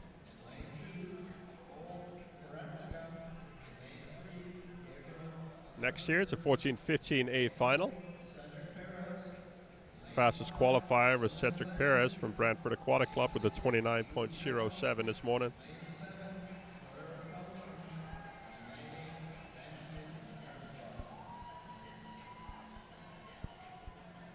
Second place is Willem Wanenhever. I think this is the third time we've seen him tonight already. He packed in his Sunday session.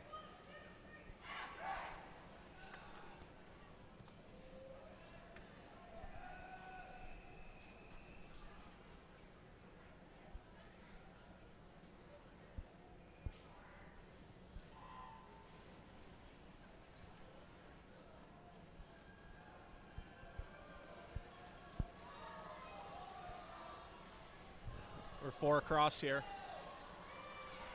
25 meters to go. Look like Cedric Paris might have a slight edge. Lane number 6 is Luke Nell. Also in the battle here. 5 meters to go, getting under the flags. It looks like it's going to be lane number 4. Going to come down to the touch for second place. It is Cedric Paris with 28.64 for first. Second place, Willem Vandenhever just managing to outtouch Luke Nell in lane 6. It's 29.15 for Willem, 29.21 for Luke Nell. Fourth place goes to Gabriel Ongehoyer, 29.63 out of lane number 3.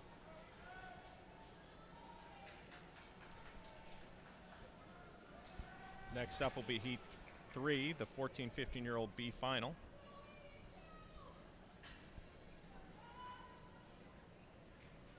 Looks like we have 8 different clubs represented in this B final.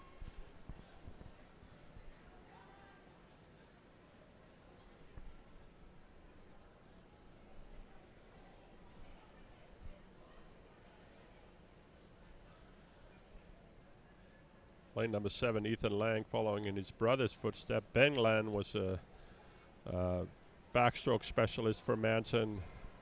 Won multiple championships for Mansa, the ManSask championships in the past. Graduated high school last year. Retired from swimming, but still keeping his touch with the community now. He's running the summer swim program for Swim Manitoba, heavily involved in meet management here as well today. So good to see some of these alumni are sticking around and helping out, giving back to the community that they spent so much time in and helped them get to where they are today. Braden Davis from the Rays, the fastest qualifying time this morning at 32.22.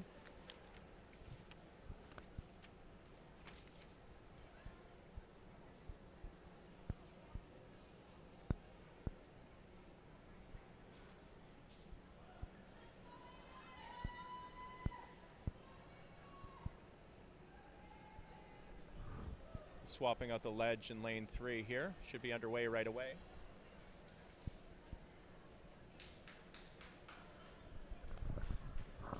a bit of a luxury when you got a facility like this, John. We got two 50-meter pools. It allows you to run and meet here with 458 swimmers and still get in and out of here in a timely manner for prelims and finals. You see some meets in Ontario especially that have this many swimmers trying to run it out of one pool, and prelims end up taking 6 hours.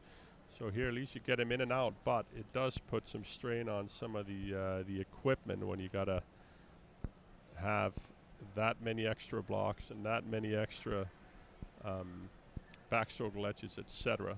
So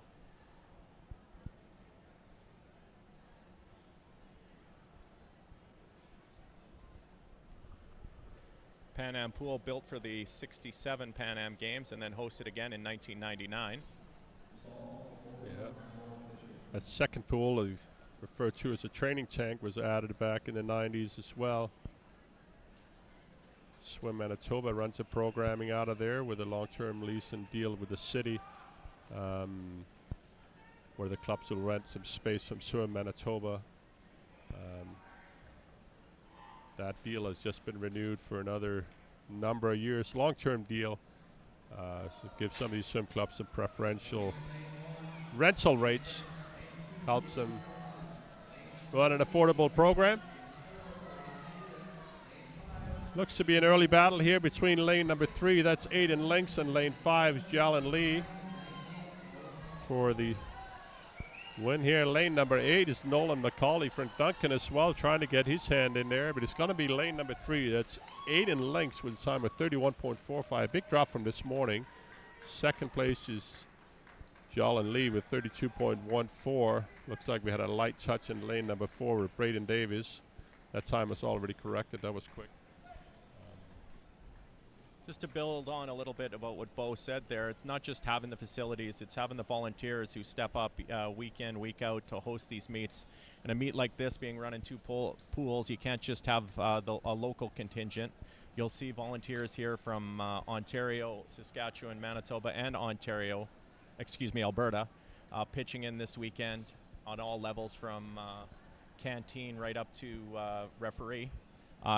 As an example, I see Scott Sellers, president of the St. James Seals, down in lane 1 as the head official there. Again, best seat in the house to watch your child. There is a position for everyone. Don't hesitate to sign up. Courses run throughout the year, both in person and online. And the swim community, especially in Manitoba, is very tight-knit. It's not just about the club that you swim for, it's about the province that you represent. And the old saying, it takes a village, is definitely true when it comes to this sport. Yeah, quite often it's the same faces you see over and over again that tend to put in the time. It's obviously always trying to involve new parents and getting them on the deck. It's a lot less scary than it looks. Be able to press a button on the stopwatch and being aware that you are really just a backup to a backup to a backup. It's difficult to screw that up. So, don't be too concerned about giving it a shot. There's lots of senior officials on deck who are able to help you out. So we'd love to have you. 16 and over A final here. We've got some of our older swimmers in this event. We've talked about Sebastian already out of Mount Allison. We've got Braden Galore, who Bo talked about yesterday evening, as well as Matthew Brow from the Rods. It looks like lane number 5, Matthew Brow, out for the early lead. Lane number 7 is Tasio Mastro Mateo, usually a breaststroke specialist. Remso coming on strong here, and now lane number 3 is Mason Steedman.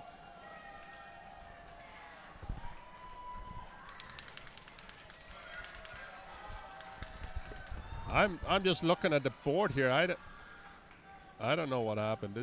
I think my minds are playing tricks on me. I'm not sure if that was the exact order they came in. I thought Mason Steedman made an incredible move here.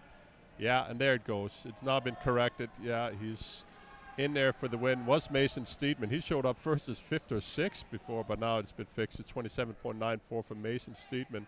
Actually a tie. This is messed up. It shows first place as well for Matthew Brow, but he's got a slower time, so that's obviously going to be switched to a second. The board is all over the place, but I think the times have been fixed on there. Clearly not the places. Yeah, and here they are in the right order. So Mason Steedman first, Matthew Browse second, Rimso and Kachika third. In this 50, sorry for the confusion. Sometimes the electronics, you submerge them in water and they will play tricks on you. That's why there is a backup and a backup to a backup. We got a rec tech in town here from Ontario trying to run some of this network and electronics, and they're usually very quick in getting these things addressed. 50 backstroke B final in the water. Excellent underwater work from Harlem Lau from the Bisons. In for the early lead. Coming up last again, like we mentioned earlier, but coming up ahead. The last one to emerge from underwater, but coming up ahead was now lane number 4. It's Gavin Daybert, who looks to be moving into the lead here. See if he can hang on to that into the finish. He does. It is Gavin for the win at 29.11. In second place, Harlem Lau with the Bisons at 29.65. In third place is Scott Heinbinger from the Saskatoon Goldfinch at 29.84.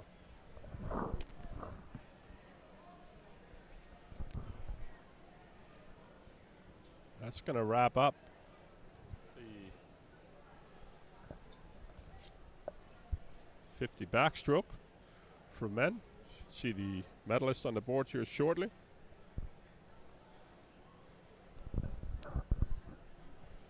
Shout out to one of the clubs we don't see too often here is a Meadow Lake manta rays. We're here with the continued of 4 swimmers today. They're coached by Amanda Marin, who grew up in Nepal, Manitoba. Shout out to Nepal again. We talked about them yesterday. Amanda Marin moved from Nepal to Regina in her teenage years to continue her swimming career there. Ended up representing the rods for a long time. Still holds the provincial records in 100 and 200 meter backstroke from 1995 and 1996 respectively in backstroke events for the rods. And I think the provincial record is 104 and 100, 216 and the 200.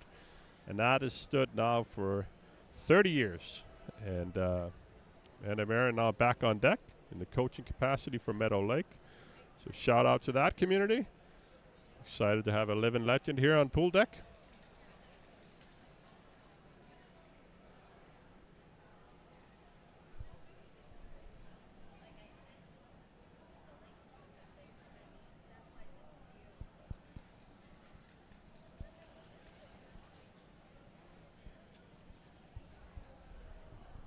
Taking a couple of minutes here to get everybody back in place after those 50s. Up next will be the 100 breast. And then we'll be moving on to the 400 IM before we get to the much coveted relays that we're all here to see here that are usually a staple of the final night here at ManSask. Great to see the crowd and all the teams divide up into the provinces and support each other regardless of colors.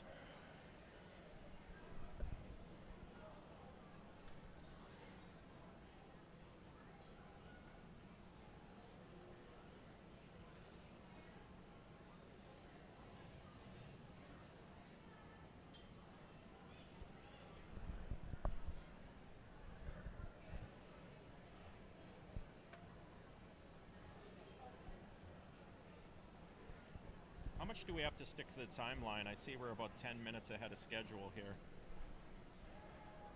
I know everything is down to the second when they plan these things out. Well, usually we're battling being well behind. We had that issue early on in the meet. I think we lost 45 minutes on Friday night. So 10 minutes is pretty good. We did combine some heats earlier on. I think that's probably what thrown the timeline off from the heat sheets with the para swimming. Some heats or events that were combined there. So that's probably what brings us ahead. Gives us a little bit of breathing room at the end, and I'm sure by the time that those provincial relays are done by the end of the night, we'll probably be behind schedule again. Again, I guess you are going to cut some time, what better night to do it on the last night after a very long weekend? Yeah, some of these clubs obviously have a road trip ahead of them. Some of them might stay over till tomorrow. Some of them might drive home late tonight or fly home late tonight. We'll see. I'm looking at this 100 breaststroke coming up here, John, and in this 15 and over category, the fastest qualifier this morning was Abby Gebhardt from the Goldfinch. She was a 1:14 this morning, but I don't see in the program. So it looks like she might have scratched this event. And that is a bit of a dagger to the point totals for the Saskatoon Goldfinch. That's 50 points for first place that ended up. Maybe she had to be home for something. Who knows? Maybe she decided she was happy with the time from this morning and wanted to get out of here. Who knows what happened? But certainly not helpful to Saskatoon's dreams of winning another championship here. Looks like we had a swim off of some sort. Elise McCluskey in a 50 backstroke, 32.69. I'm not sure what the reason was behind that. Maybe we had another malfunction in a backstroke ledge or a time or something. Could it be some kind of time trial? Do they allow for those things at these events?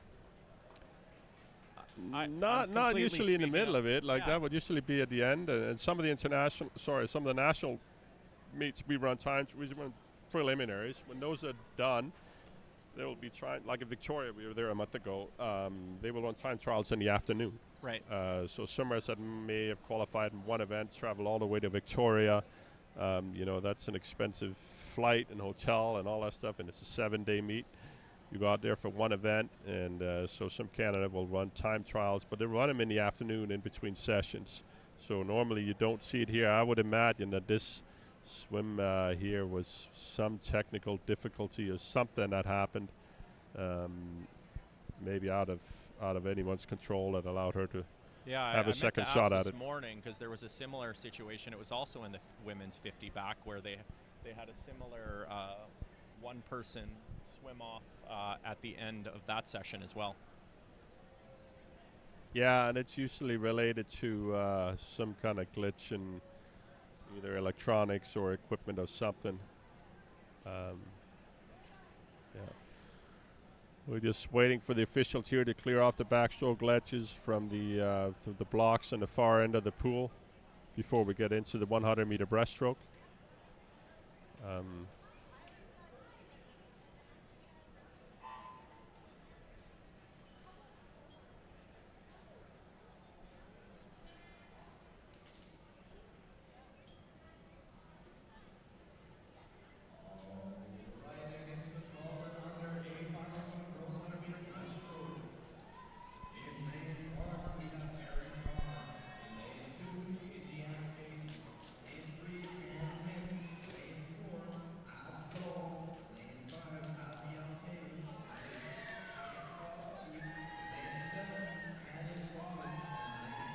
So we might not have Abby Gebhardt in a 15 and over A final, but well represented here. The Goldfinch in lane 3 and 4 hoping to go 1-2 in this 12 and under A final in the breaststroke and win. Lane number 3, just 10 years of age.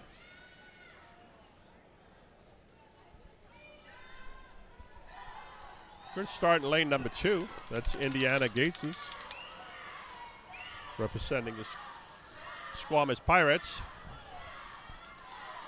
A good stroke rate going on here for Abigail Gold in lane number 4 from the Goldfinch. Lots of on-front speed. Also the fastest qualifier from this morning at a time of 1:23.61. Lane number 5 is Abigail Toes from Alpha, trying to stay close. About half a second behind here. That's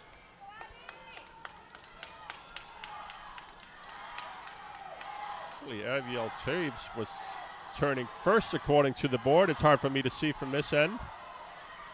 See if Abigail can move into first place here. Too close to call with 25 meters to go. It is anybody's race for the gold medal here. Looks like Abigail is gaining a slight edge with 10 meters to go. And she is.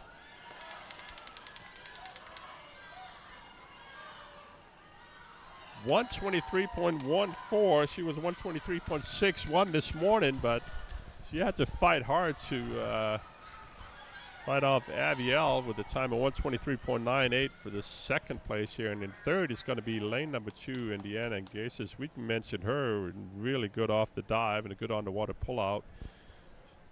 She managed to ride that all the way to her bronze medal out of lane number 2. That's Indiana out of Squamish Pirates.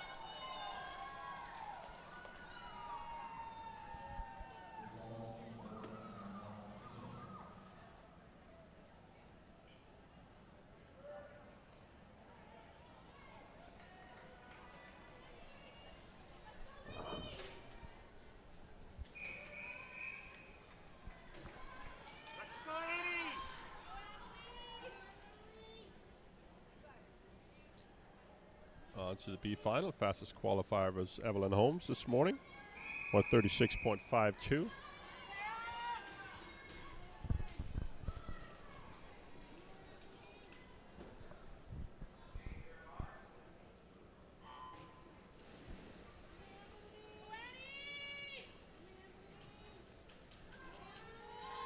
Good start here too from lane number 7. That's Clara Grace Flynn from ManSask Swim Clubs, formerly from Brandon Bluefins. Moved to Winnipeg with her family a couple of years ago.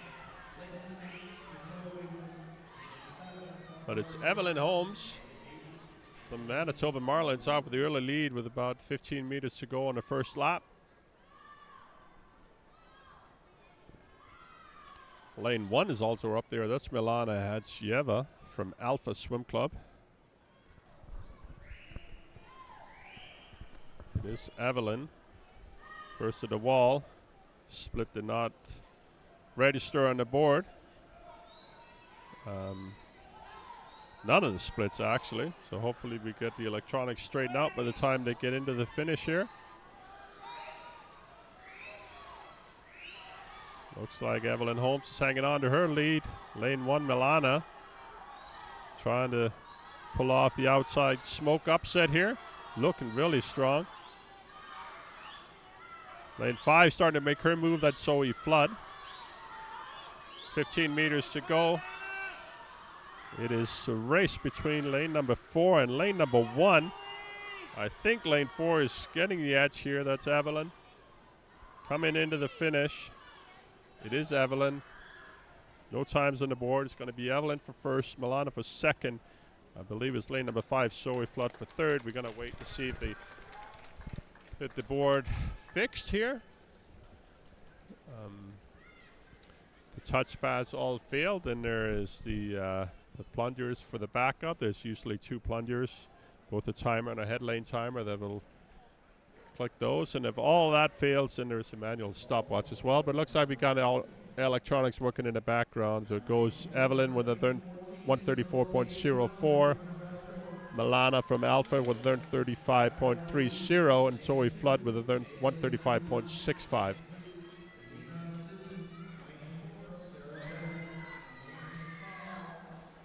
We're on to the A final, the 13, 14-year-old girls. Fastest qualifier was Sarah Bear from Flatland Swimming, 118.99 this morning.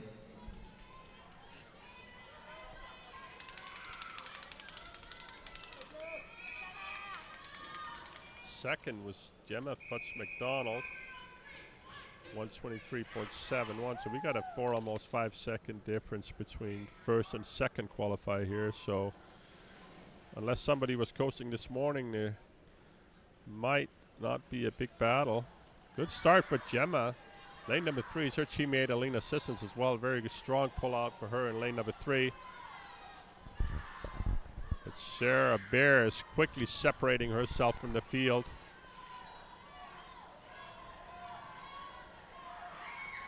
Very high stroke rate, high hip movements, very high on the water.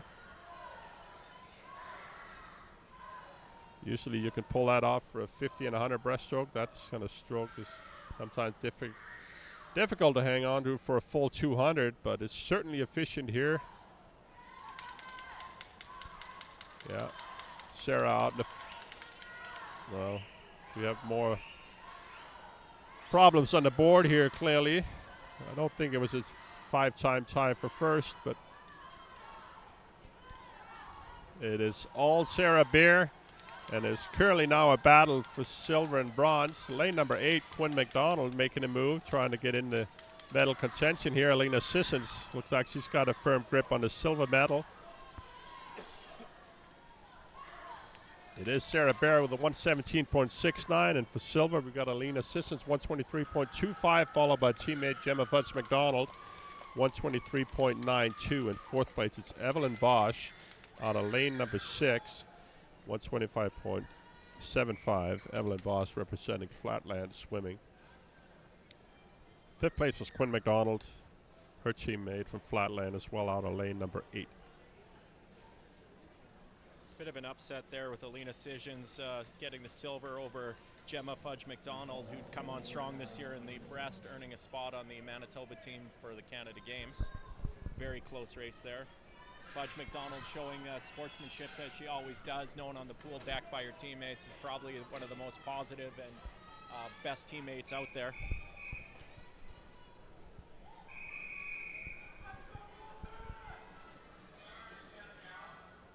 Next up is Heat 4, the B final for the 13-14-year-old division.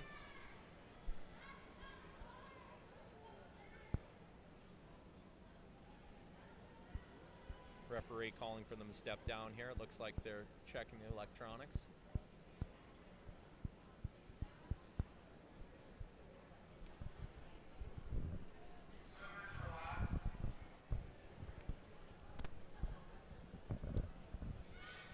Looks like we may have a longer delay here. Swimmers were told to relax, which means there is probably a bit longer a fix here.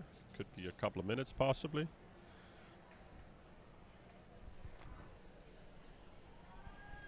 As we close on the end of the night, it looked like I just seen the relay cards for the provincial showdown handed in.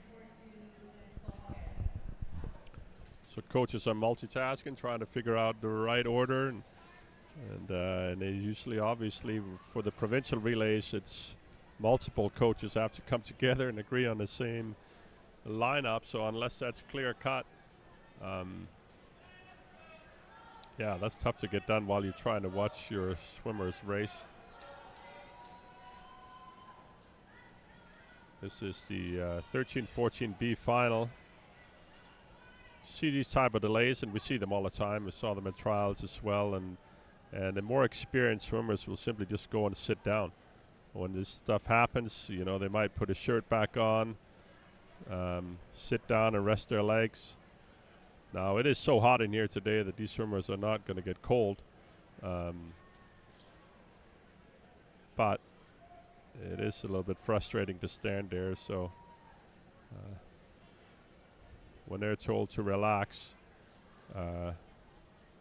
yeah, experience will tell them that you're better off to go and sit down, or at least sit down in the blocks and rest your legs a bit, save them for those last 10 meters where they're really going to hurt in this 100-meter breaststroke. So.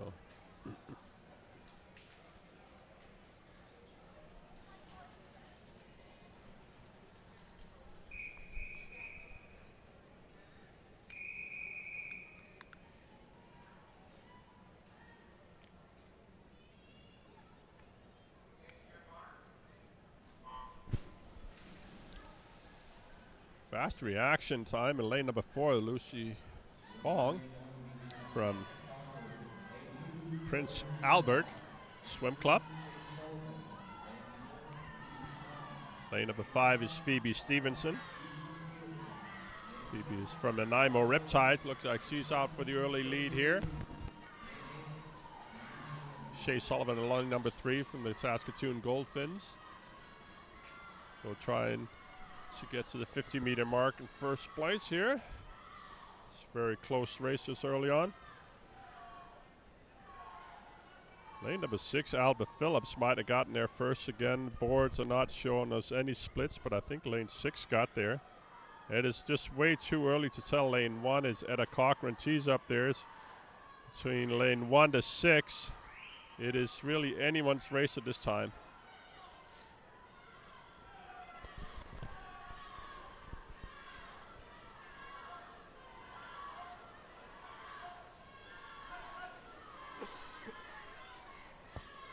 Coming in with 15 meters to go. It looks like lane number 6, Alba, is getting into a slight lead here. Very good stroke. Getting her head down, streamline position, hips up, feet together. She's coming in here for the win. This is lane number 6. Alba Phillips is 127.02, followed by lane 5, Phoebe Stevenson at 127.62. And third place ended up being lane number 3, Shea Sullivan, a time of 128.10.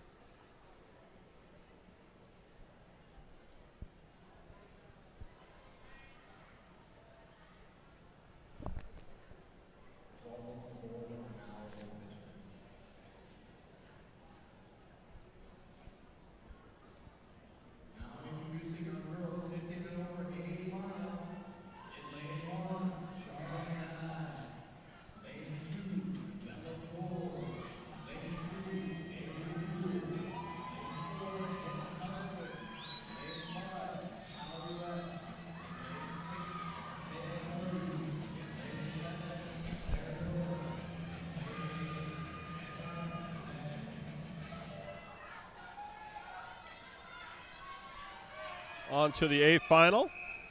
Fastest qualifier this morning was Brooke Peliquin from the University of Manitoba Bisons with a 116.27.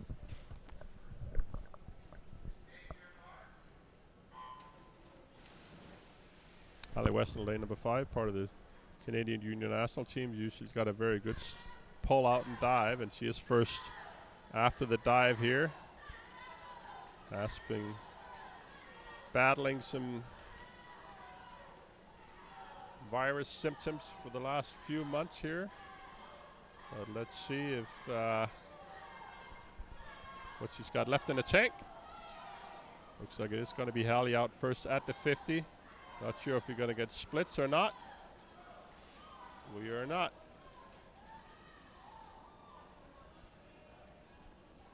Second place looks to be Brooke Peliquin.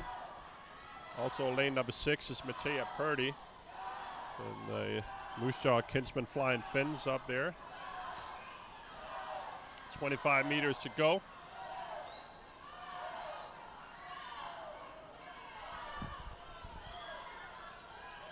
Currently a battle for second place. Brooke Peliquin's trying to hold off Mattea Purdy for the silver.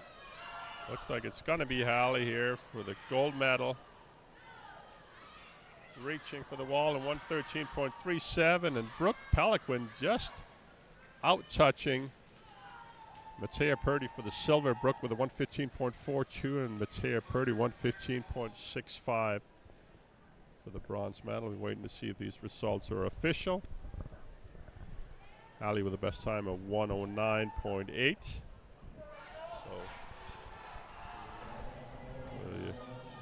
off her best, but trying to battle through it.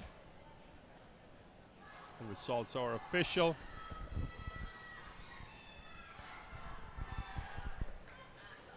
And I think that was probably a bit of a dagger with the scratch in that event from the number 1 qualifier from the Goldfinch here. You know, things happen, and obviously the Goldfinch missing one of their top swimmers training out of the National Training Center in Vancouver, go to the World Championships. Blake Tierney, the backstroke specialist representing Team Canada and Singapore, coming up here, also representing the Saskatoon Goldfinch, is not here. Certainly a lot of points that they would have loved to collect here, but bigger things are in store for Blake, and hopefully he'll make the Goldfinch proud as he competes in Singapore. Looks like we have another late scratch here. Oliver Moran in lane 1, as we have alternates Jillian Stacy taking her place. Jillian will be studying and swimming at the U of M next year. Looks like they pulled her in last second. Sometimes it's a no-show, and the alternates are on standby.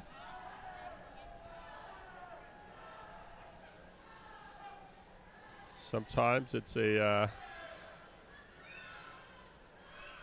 something you got to prepare for. You got to go warm up just to be an alternate. Sometimes you get in, sometimes you don't. Looks to be having a strong race nevertheless.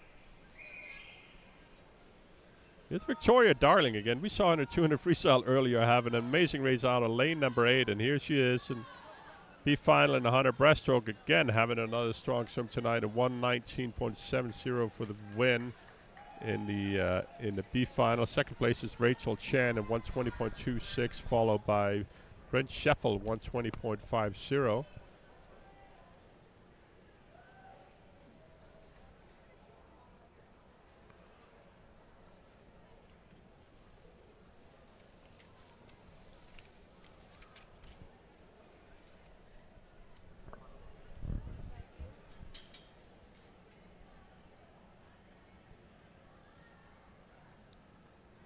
Wraps it up for the girls' breaststroke.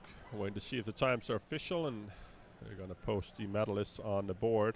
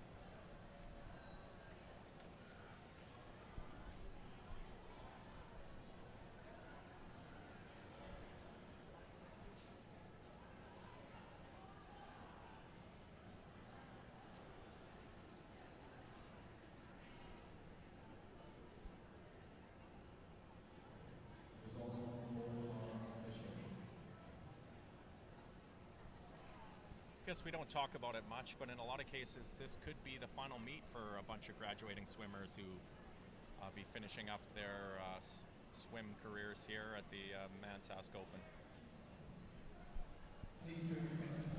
Yeah, quite often a lot of these graduating seniors and 17 turning 18, they decide to wrap it up after the high school career. Some of them get the opportunity to swim in college. Some of them decide to call it a day and move on to bigger and better things, regardless of what they ended up doing. I think the skills that you learn from a long swimming career, the long hours and the dedication, some of those skills you're going to take with you into your professional career, whatever that may be. Time management, going to serve you long past your swimming career is over.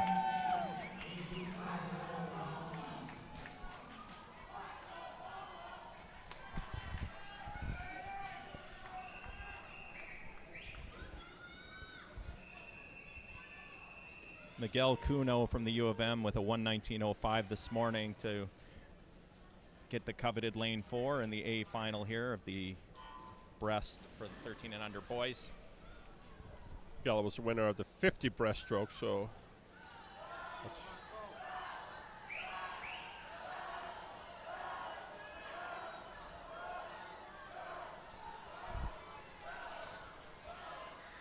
Daniel Feng, though, winner of the 200 breaststroke.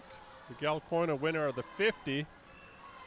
Let's see who's going to take the crown for the top breaststroker of the meet here. And it looks like Isaac, in a census from the Manitoba Marlins, got a few things to say about this as well. Right now, this is anybody's race. Daniel Feng, I would suspect him to have a strong finish, being a champion in the 200 breaststroke. Broken the provincial record in the meantime.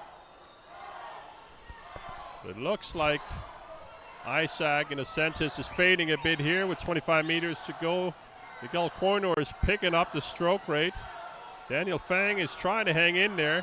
10 meters to go. Lane number 7, Marco Martino, is also making a move, but it's going to be between lane 4 and number 5. And I got 3 meters to go, and I still can't tell. Oh, it's got to be Miguel Coyne with a time of 118.06. Daniel Feng getting the silver, but looks extremely happy with the time. 118.25. I don't think he was upset about the silver medal. He was pumped about the time on the board. So who knows? It could have been another. I don't have the Saskatchewan provincial records ahead of me here, but it looked like he was pleased to do something. Third place was Marco Martino from Thunder Bay Thunderbolts with it 120.92.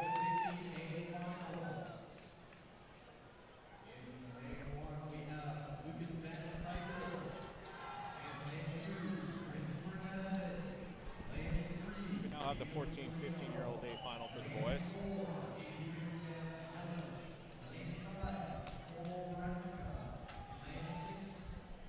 Adrian Malesh from the Silver Rays, 14-year-old, came in at a 110.37 this morning.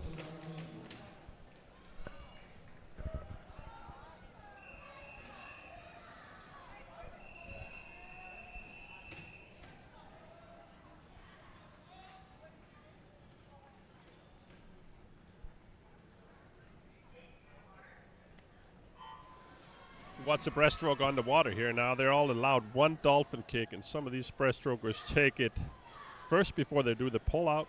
Some of them take it right at the end of the pull-out. But that was a rule that was added in the last 15 years or so. A Japanese breaststroker named Kosuke Kitajima was on a borderline of being disqualified because he had a slight flicker with his feet right at the end of a pull-out. It's likely intentional, trying to get away with an illegal dolphin kick at the time, but it was so difficult for the referees to tell without underwater cameras and all that stuff that they simply just gave up and said, you know what, we're going to make one dolphin kick legal, and then the swimmers are now trying to play around with where they're going to do it to get the best effect out of it, and most of the top swimmers have decided they're going to dive in, then do a dolphin kick, then the pull out, and then the breaststroke kick. So that's what most of them are doing. And Adrian Mellish here in lane number 4 is out with a clear lead in this B final with 10 meters to go. Kolareka in lane number 5 is looking to have his lock on the second place. 109.34 for Adrian Mellish. Second place is Kolareka, 111.85, and the third is going to be Jorah Wiggins, 113.28.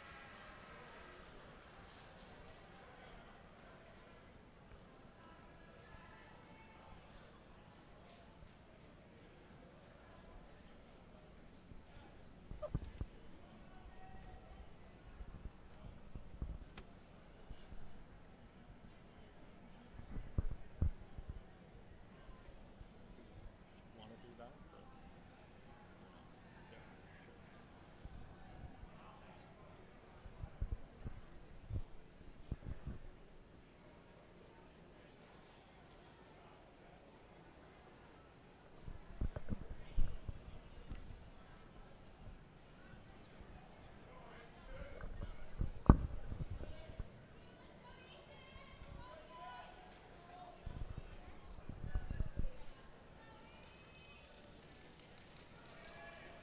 14, 15-year-old B final up next, as the P2 is now official.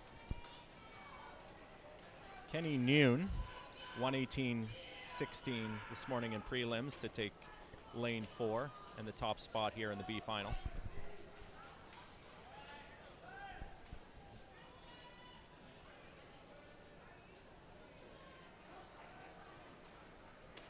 Get another look at Ethan Lang, who we spoke of earlier in the backstroke. He'll be in lane 2, one of 2 Manta swimmers, along with Toma Balash in lane 8.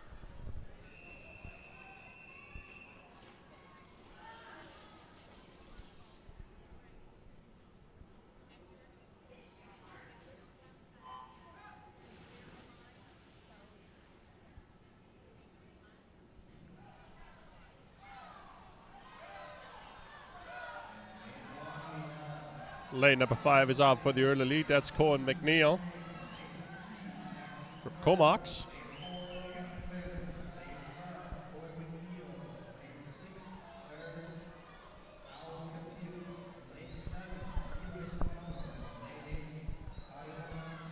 Kenny Newen in lane number 4. Getting his hand in for the third here. We're still having scoreboard issues, clearly. Looks like second place was a battle between number 3 and 4, but first at the 75 looks to be now Kenny Nguyen looking up to move into the lead here.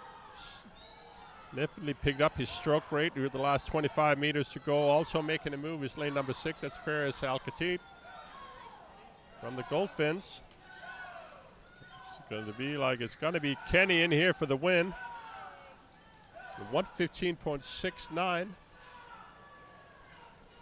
Cohen McNeil for the second place in this B final, 1:16.59, and the third is going to be Faris Al-Khatib with a 1:17.47.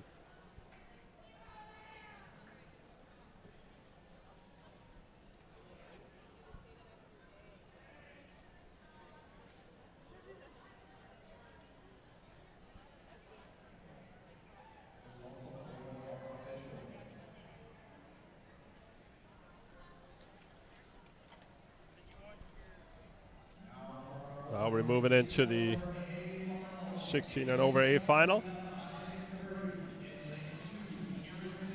Fastest qualifier this morning was Jerome Timpuk in lane number 4 from the University of Manitoba Bisons. Qualifying time of 1:08.04. They're called the University of Manitoba Bisons, but it's really the age group club team affiliated with the university. University varsity team, of course, is coached by Vlasimil Cherny. He's been there for 32 years now as head coach at University of Manitoba Bisons. Velastic, as he's known by, was Olympian himself, representing the Czech Republic. 200 butterflyer. Defected to Canada. And then went on to coaching and has had several Olympians under his belt. Michelle Lashinsky, a backstroker.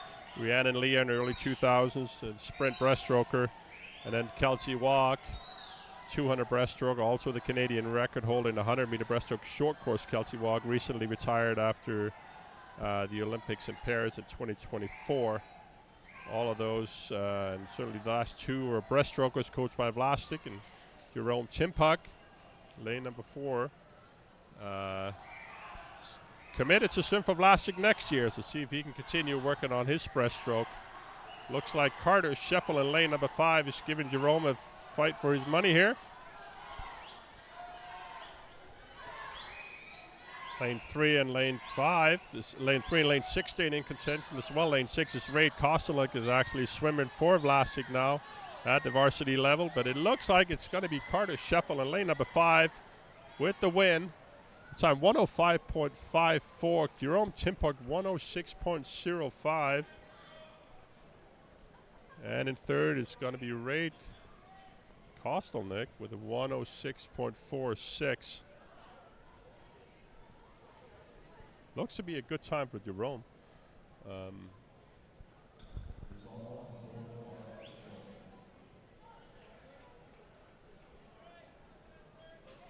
He's had these ups and downs over the past few years, but some of this is never a straight line. Key is to stay persistent, hang in there, trying to ride through the tough times and come out on the other side.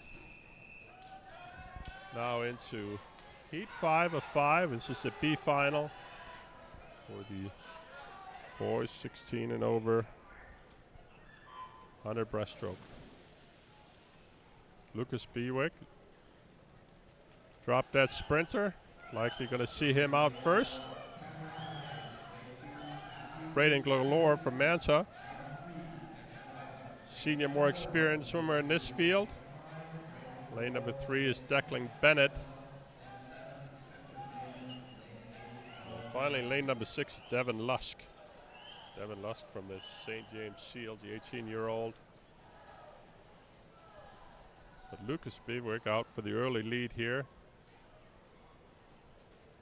Young man has got a ton of speed.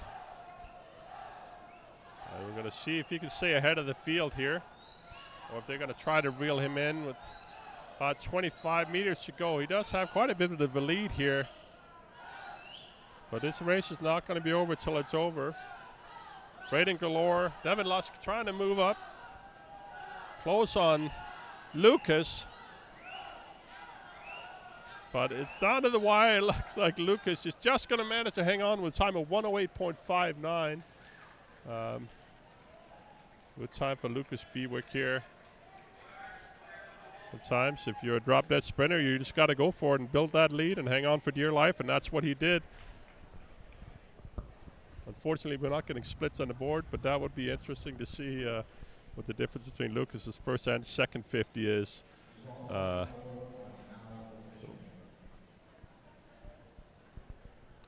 Next up, we'll be moving on to event 47. This will be the fastest heat of the 400 IM.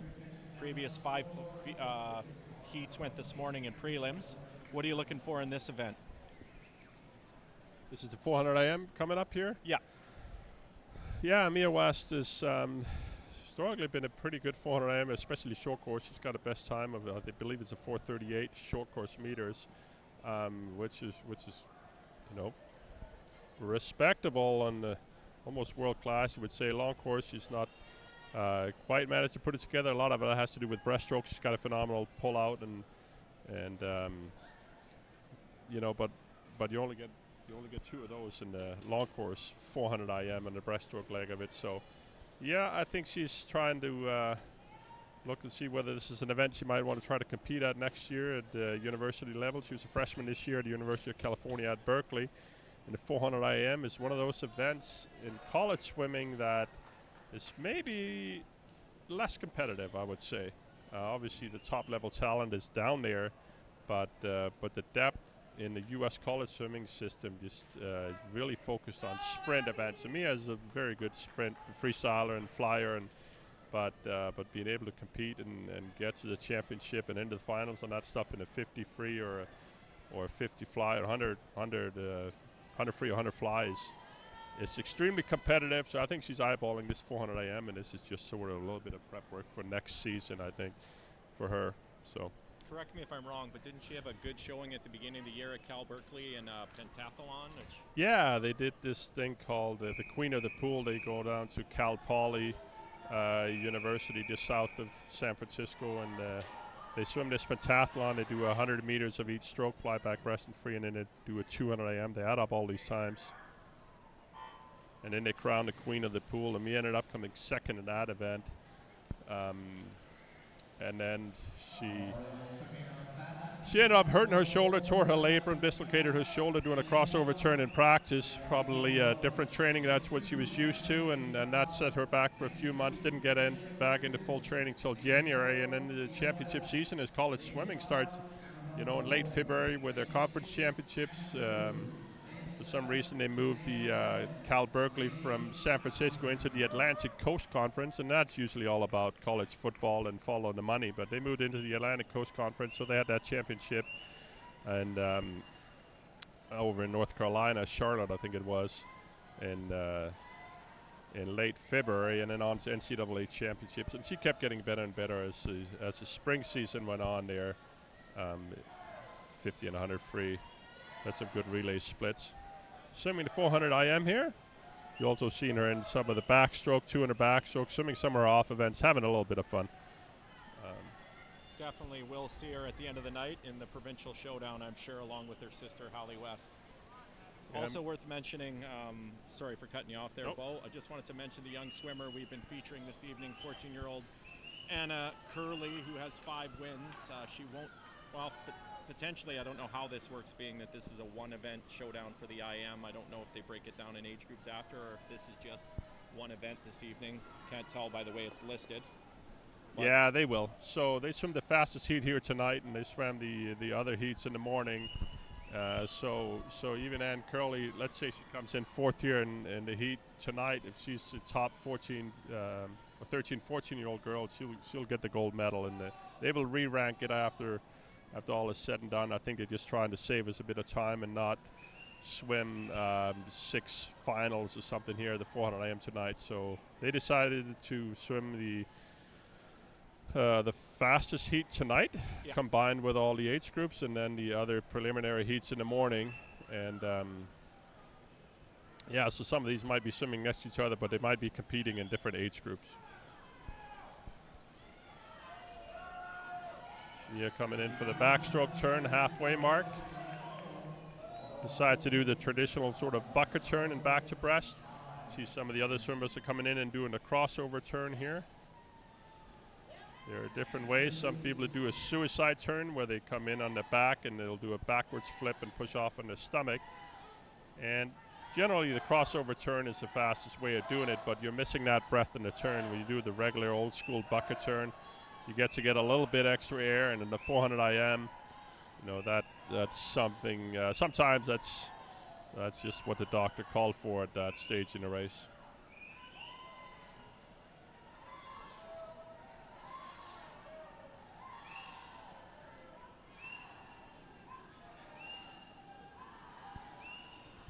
So it looks like it is predominantly a 16 and over heat with Anna Curley in there as the only 13, 14-year-old girl. She will be racing the clock, Anna Curley. So will all of them for that matter. If you had a fast time this morning, you could come in and steal the gold medal or a medal of any kind here tonight.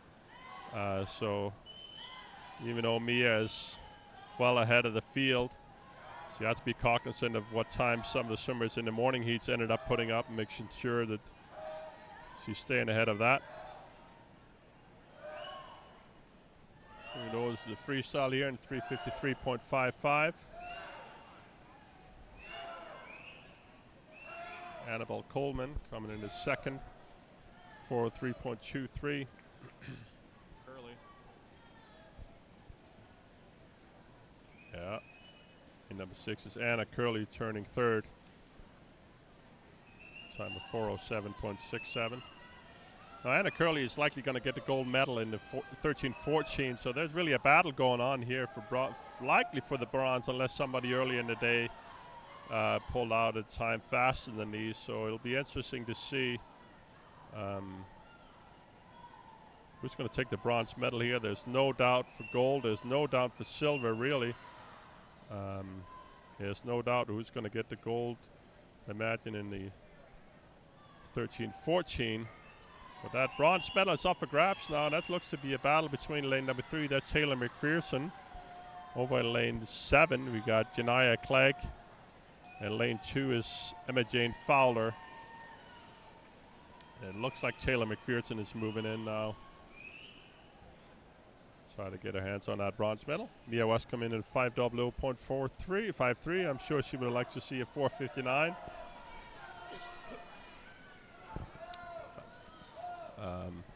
Lane number 5, Annabelle Coleman, 5:13.65.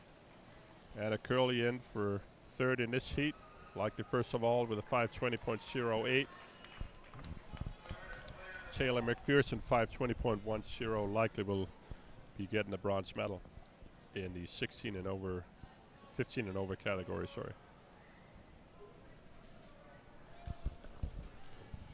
All right. We got one more 400 IM here, men's division, featuring 8 racers. 400 IM for women, obviously a very strong event for Canada at the international stage. We got Summer McIntosh, who was a world record holder and is really untouchable in that event. She seemed to be getting better and better. Broke the world record out in Victoria, which was her own in the 400 IM. Broke it in the 200 IM at the same meet as well, and broke it in the 400 freestyle, which is an event she had the world record in, and then she lost it to the Australian Ariana Titmus, and then she got that back. Summer McIntosh will be swimming all of those events at the Singapore World Championships coming up here. Ariana Titmus, the Australian, the former world record holder in the 400 freestyle, has opted out of that, taking a break after the 2024 Olympic Games in Paris, where she won that event. So Summer will not get a chance to go up against Ariana Titmus in the 400 free, but there'll be plenty of other talent to race, I'm sure. Now we're on to the boys. Heat 5 of 5 for the 400 IM. Fastest entry was Inigo Gutierrez Carabias from the Regina Optimus Dolphins. Entered in a time of 4:52.97.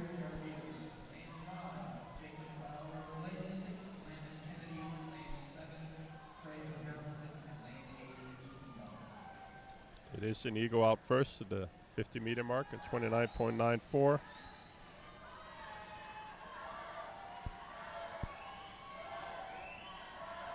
So we got a few 14, 15-year-olds here. About 4 of these swimmers are in the 14, 15 age category, and 4 of them are in the 16 and over. Lane 1, 2, 5, and 6 is in one age group. And lane 3, 4, 7, and 8 is in the older age group. Inigo also first at the 100-meter turn, 104.81. Second place is Jacob Fowler with a 104.97.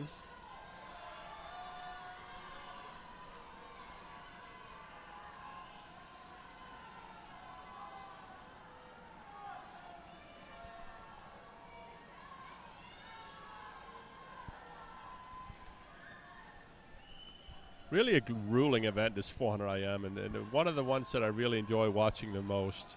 Because to excel in the 400 IM, you got to be well-rounded, you got to be extremely well-conditioned. So you know that the swimmers who excel in this event are not just talented, but have worked extremely hard for where they are. So to excel in this event, you really got to earn it. You got to work on your technique in all 4 strokes, be well-rounded, and you got to be very well-conditioned. So.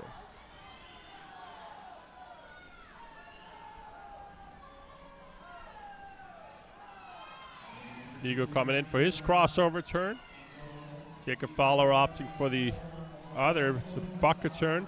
Suicide turn there in lane number 2. I'm not sure if you caught that on the camera. Again, we're seeing different.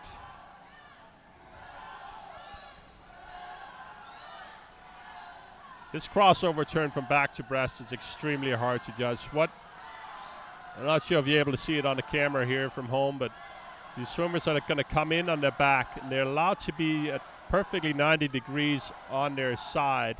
But that's that top arm they reach over. As that top arm touches the wall, they try to be 90 degrees, then roll onto the stomach and do a flip turn. And the judges have to look to see when that hand is touching the wall, and then look back to see whether their body is at or above 90 degrees, not 89, not 91. It's impossible to judge. Very difficult. So most of the time, these judges will let it go. And in international swimming, quite often you'll see a slew of disqualifications after, because they go to video slow motion review, and they will use that to call it. Coming in for the finish in the breaststroke, Inigo is holding on to his lead, closely followed by Jacob Fowler. Gabriel Gerbrand in lane number 3 from Duncan has now moved up into 3rd. You know, I'm watching the race within the race here. Not so much who's leading, but that battle for team points here between the Goldfins and Manta. It looks like Ahmad Biani is improving. He was 4 seconds behind Landon Kennedy this morning, but has pulled away here from the back to the breast and continued into the free. Every point matters in this battle between Saskatchewan and Manitoba. Saskatchewan having the upper hand the last couple of years. Manitoba looking to make a statement here at the end of the swim season. Yeah, and Ahmed Benani, I believe he won this event at short course ManSask in Regina back in March. Now he is racing Jacob Fowler. Jacob Fowler is in that same age category, so he's trying to track him down. I don't think he's going to get there. In the meantime, we got a bit of a race going on here with Gabriel Gerbrand trying to reel in Inigo. Coming down to the last 10 meters here. I don't think he's going to get there. I think he's going to end up catching. Oh, maybe he will. Oh, my. Not often you see a 400 IM coming down to 1/10 of a second. Wow. But Inigo did manage to hang off or fight off Gabriel Gerbrand from Duncan. Gabriel split on that last 50, which is a 30.68. That's 2.5 seconds faster than Inigo on that last 50-meter freestyle into the finish. But he just ran out of room. Another 2 meters or so, and he would have won that event. And he's going to have to settle for the silver medal, most likely. Not guaranteed. Again, somebody in the morning could have swam faster, but I don't expect that to have been the case.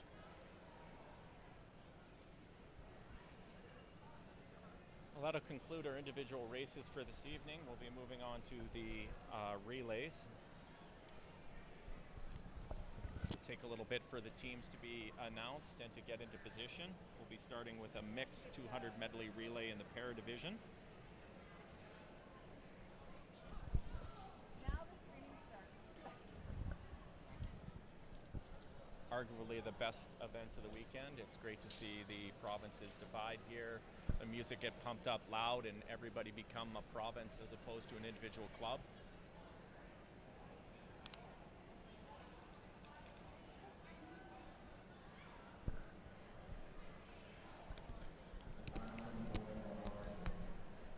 Any thoughts on who we're going to see in that over 15 age group for the ladies? Lots of close races this afternoon. You know, yeah, it's hard to tell. I mean, Mia, I think, was first in the fly and the free, so if she ends up doing, it really could be a number of combinations. You'd have to look at the time, but if Mia ends up doing the fly, Hallie was second in the fly. She could end up doing, if Mia ended up doing free, Hallie could be doing fly, and it could be the Bison breaststroker, Brooke Peliquin, sneaking into the breaststroke, or maybe they put Hallie in the breaststroke. Mia does the freestyle, and Ariana Arquero potentially could sneak in for the butterfly leg there. Yep. So they, the coaches have to look at all these different options, and I think the only one that's probably a lock is maybe the 50 backstroke. Ava Timpuk from the Bisons. But again, Mia's from the 100 backstroke. And if you swim a fast 100, they'll take that into account for these provincial relays. So, they could put her anywhere. So, looks like Manta sideline is quite excited at the moment. Looks like they might have gotten news of the point standings. Looks like they'll be celebrating something. It's been very interesting to follow. Like you see these point standings in Regina back in the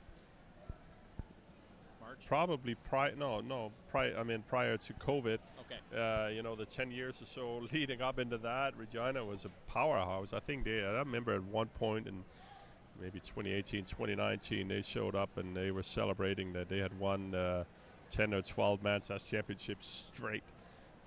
Then they went through a coaching change there and a bit of a rebuild.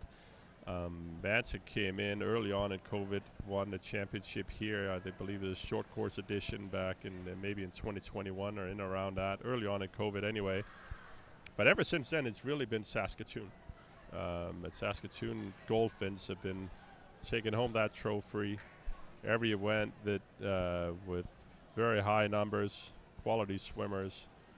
So coming into this championship here, kind of expected Saskatoon showing up with 62 swimmers, but the fact that we had so many different clubs, 458 swimmers, 39 different clubs, it had made it extremely difficult to sort of get some of those, easier points from the consolation final or something like that. There has been no easy points at this meet, so it's a claw and fight for everyone, and it's really the top end talent that was ended up grabbing most of these points here, and then everybody's chipping in. Everybody chipping in, as you can see, going into this final session, but only a 3-point lead. That's the difference between coming 13th and coming 16th. It could be hundredths of a second. You just saw the 400 IM. The difference between first and second there was 1/10 of a second in the 400 IM, and that's the difference between getting 50 points and getting 30 points. That's a 20-point swing with 1/10 of a second in the 400 IM. We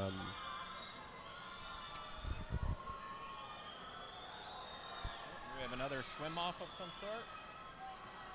Yeah. 50 backstroke for men. Bernard Way from Duncan.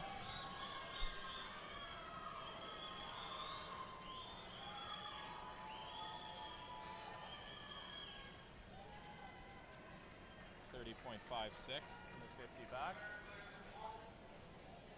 Something must be going on with it. I would imagine we have a backstroke ledge problem, unfortunately, because it's unusual that we see in these additional swim offs here with no clear explanation of what's going on.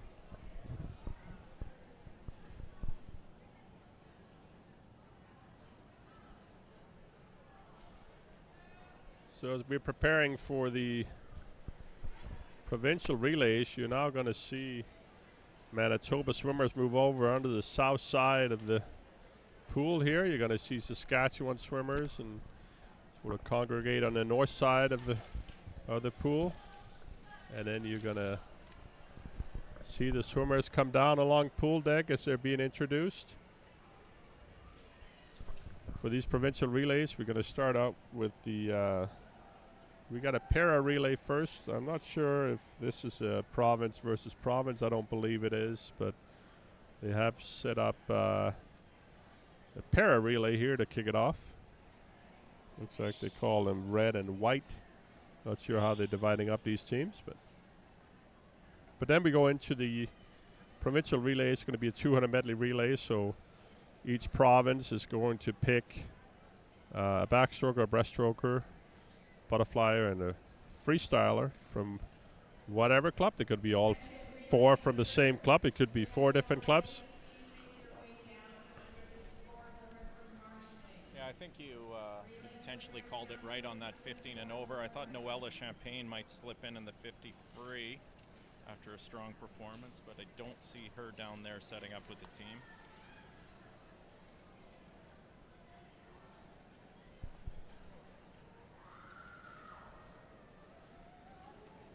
Provincial relays here, usually it's a head-to-head battle between Manitoba and Saskatchewan. Sometimes we'll have a representation from the BC team if there's enough BC clubs here to put together a strong relay. But this year we have 5 relays going on. Ontario putting in a team, BC putting in a team, Alberta, as well as Manitoba and Saskatchewan. Obviously, with some of these provinces are represented with very few clubs here. They have some, but maybe not all of the best swimmers. So it'll be interesting to see how competitive they're going to be. But Manitoba and Saskatchewan are going to all have all of their top clubs and most of the top swimmers here. So we'll see. March championships in Regina, I believe Manitoba came out ahead. Going to have 6 relays, and I believe the score might have been 4-2 at the last at the last championships in Regina. That was short course. Let's see how that pans out. Long course this evening.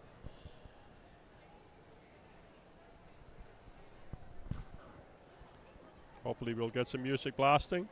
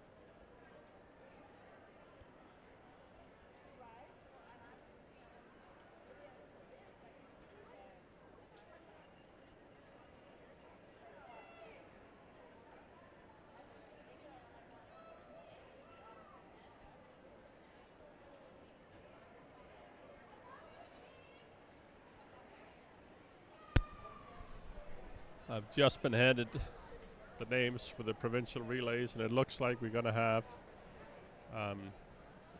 Manitoba and Saskatchewan obviously represented in every age group and both genders.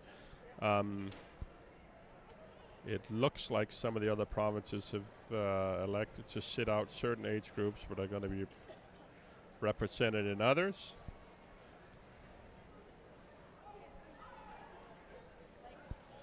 Para relay is going to be first.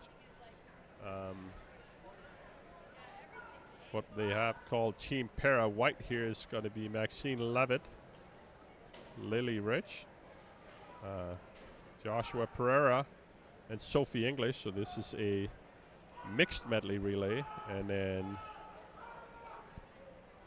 Team Para Red is going to be Shelby Newkirk, Ali Deal, Gaby Williamson, and Leo Zhang. So again, mixed para relay.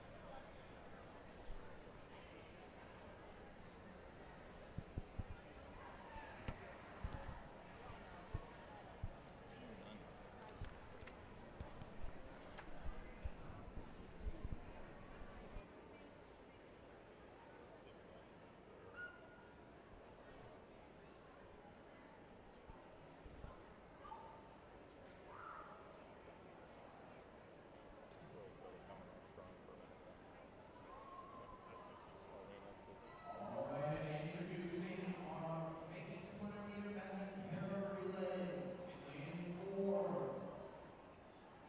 In lane 4, we have Team Para White and B. Starting first, we have Maxine Levitt. Second, Lily Rich. Third, Josh Pereira. Fourth, Sophie Avery. In lane 5, we have Team Para Quite the scene on pool deck here. You've got the swimmers out representing as the swimmers parade down the deck here, high-fiving their provincial teammates. There's costumes, there's live music, quite the scene.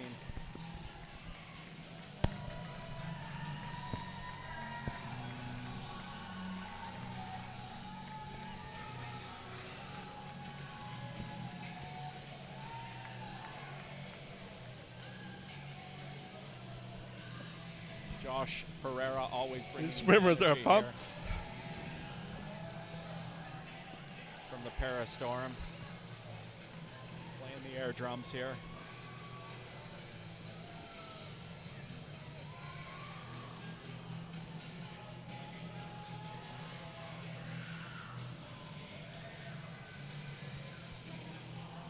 I have no idea how you judge a para relay.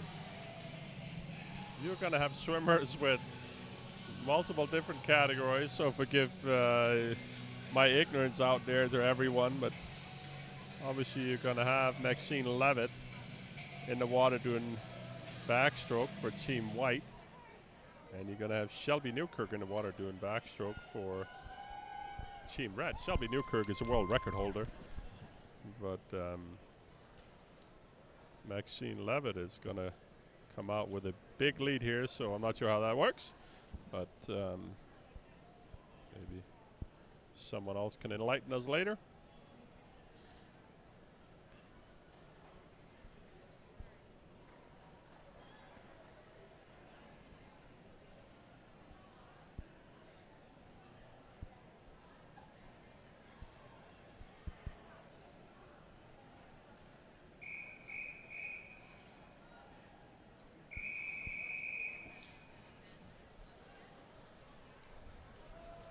We have a swimmer going to be starting in the water, lane number 4.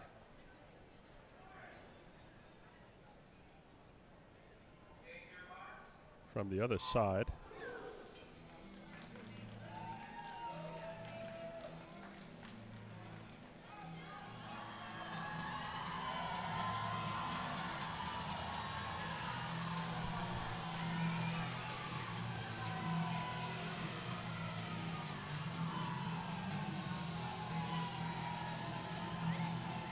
A lot going on here coming into the wall. We got the Q-tip out. Looks like Machine Levitt is moving over. She knows how to do this. Yeah, you got the relay takeover. Next in the water for Team White is Lily Rich.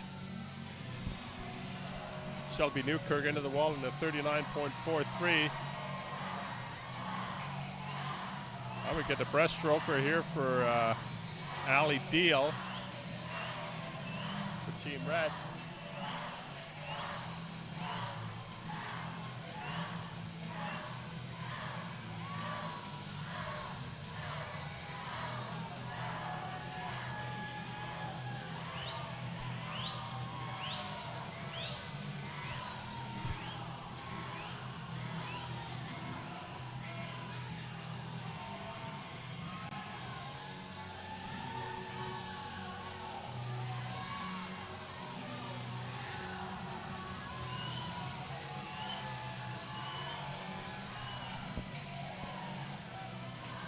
Lily Rich with about 10 meters to go here. Joshua Perry is anxious to get going in the water. It's Williamson from Team Red and Joshua Perry has got some ground to make up here. And off he goes.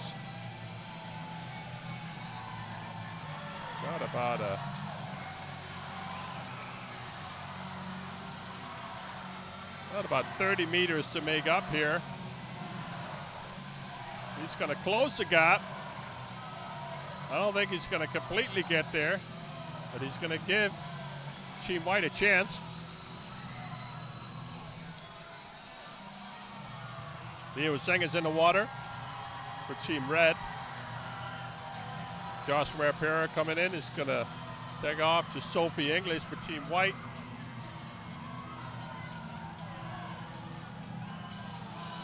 This is a tall task for Sophie English. Leo Zheng with 15 meters to go. Looks like it's going to be a solid win here for Team Red.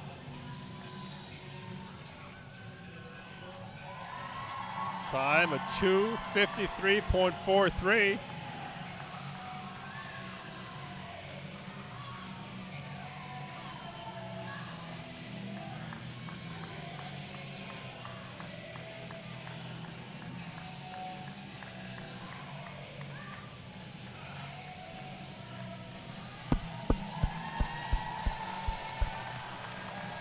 Sophie English finishing up for Team White with a 3:16. In reality, the time doesn't matter. Nobody cares about the time. This is all about getting your hand on the wall first for your team and your province.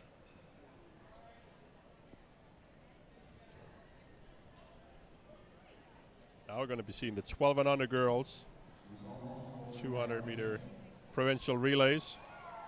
We're going to have Team BC in lane number 3. We're going to have Team Toba in lane 4 and Team Saskatchewan in lane number 5.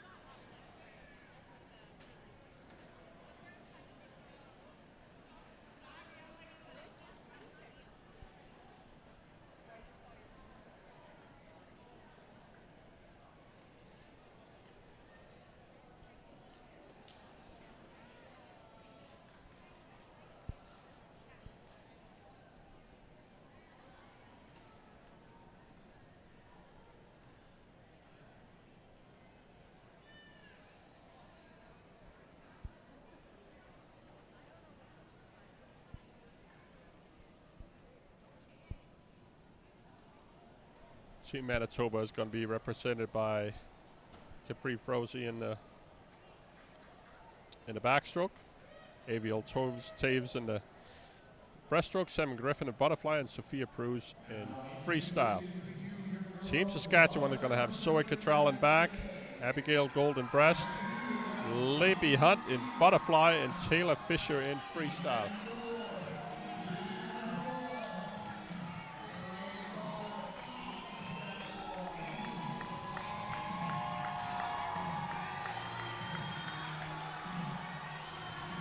Team Toba coming down the south side of the pool here. Girls are looking excited. Got their Team Toba caps on. We got all 4 of them down here. The 2 of them are going to have to turn around and go back the other way. We're going to need a breaststroker and a freestyler at the other end. So you better keep going. Yeah, Saskatchewan girls figured out. They're sending their contingent back the other way. Caught up in the emotion and yeah. camaraderie with their teammates. Everybody wants the high fives. So. Coaches are smiling and laughing.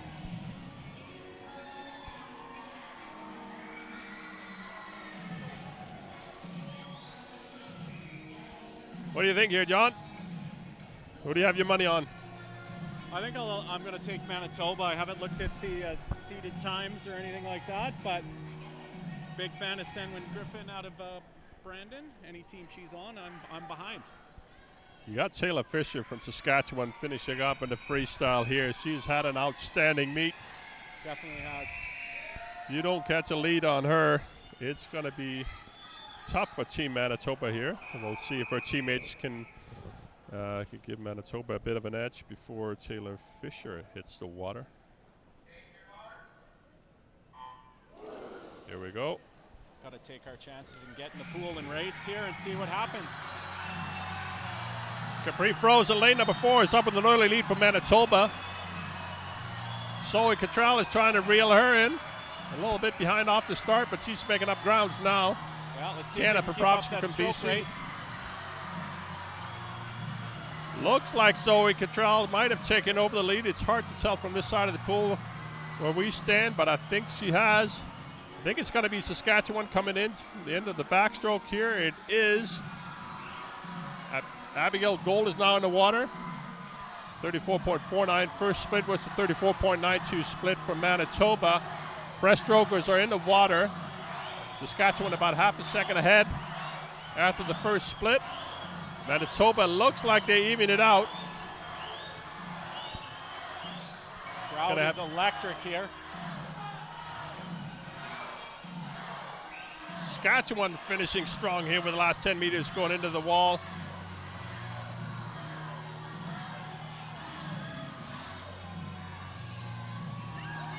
A little bit of a late start by Senwin. Indiana Gazers in the water. Senwin Griffin in the water from Manitoba. Let's see if adrenaline can keep her in this. Half a second separating the first two after the first 2 lengths. It looked like Senwin Griffin's taking a small lead here, and she's going to need to give her teammate one. Saskatchewan's got Taylor Fisher finishing up here. You don't want her hunting you down. Sophia Pruz in the water from Manitoba, followed by Taylor Fisher.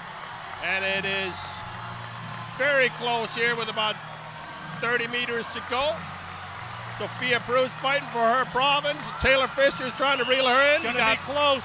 Head to head with about 15 meters to go. Looks like Taylor Fisher's going to overtake her. It's coming down under the flags. It was come down to. What a race. It was Taylor Fisher with a blistering 28.04 split on the last 50. Giving Saskatchewan the win here from the first of the 6 able-bodied relays. With a win just about half a second ahead of Team Toba here for the girls 12 and under.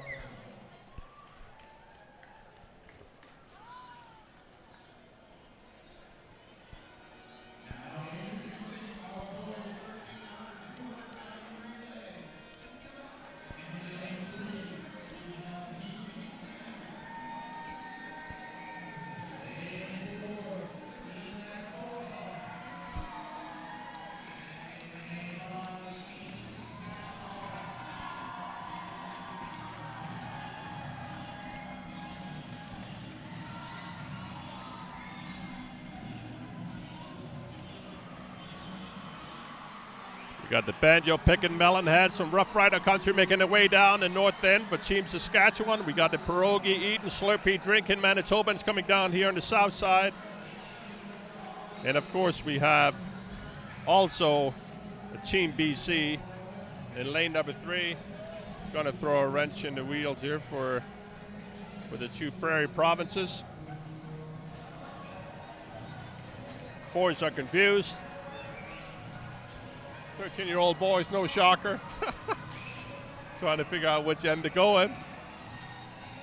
They got it straightened out. Would that be a young Ronan West making his debut here at the Provincial Showdown? It is. Joining his sisters on in action tonight? Yeah. Team Manitoba in lane number 4. Lane number 4 is going to be Ronan West from Manitoba. And breast you got Miguel Corno. Butterfly is going to be Dimitri Huro. And fly is going to be Makar Besabov. For Team Saskatchewan is going to be Nevin Lee in back. Daniel Fang in breast.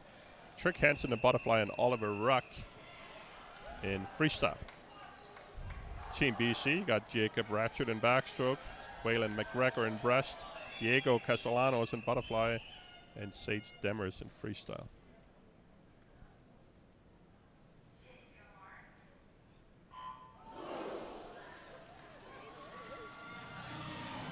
Good starting on the water for Team BC.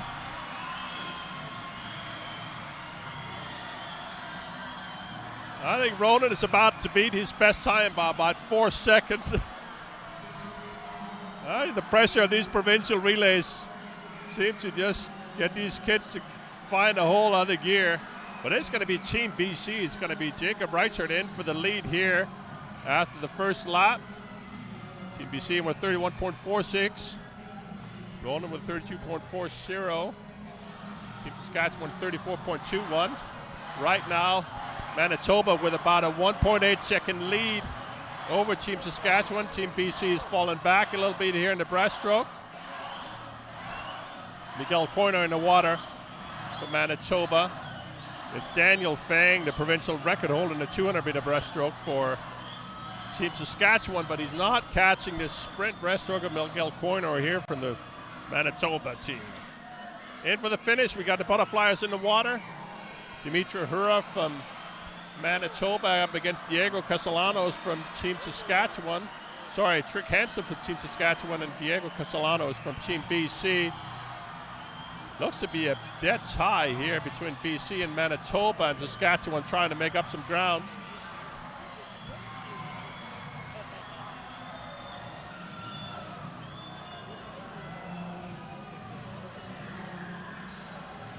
BC in the water first, Sage Demers. Racing Makar Besabov, Oliver Ruck now in the water for Team Saskatchewan. Hell of a race here. This is neck and neck. Incredibly close between BC and Manitoba here. Let's see who gets their hand on the wall. Now BC will not be usually represented in all the BC in for the win. Team Manitoba for second. And Saskatchewan in for third place in this heat here.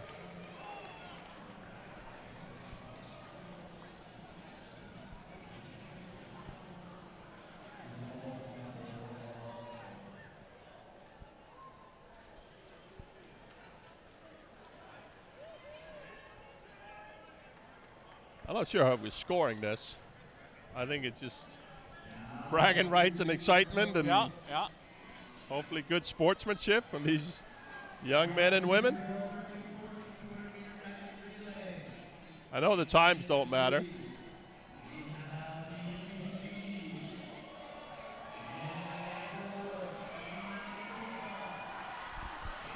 Into the girls 13-14. We're going to have a Team Alberta here as well. Here comes the Melon Heads on the north side. Followed by Alberta over there on the north side. They're going to be in lane number 6. Alberta, Saskatchewan in lane 5. Manitoba in lane number 4. Team BC in lane number 3.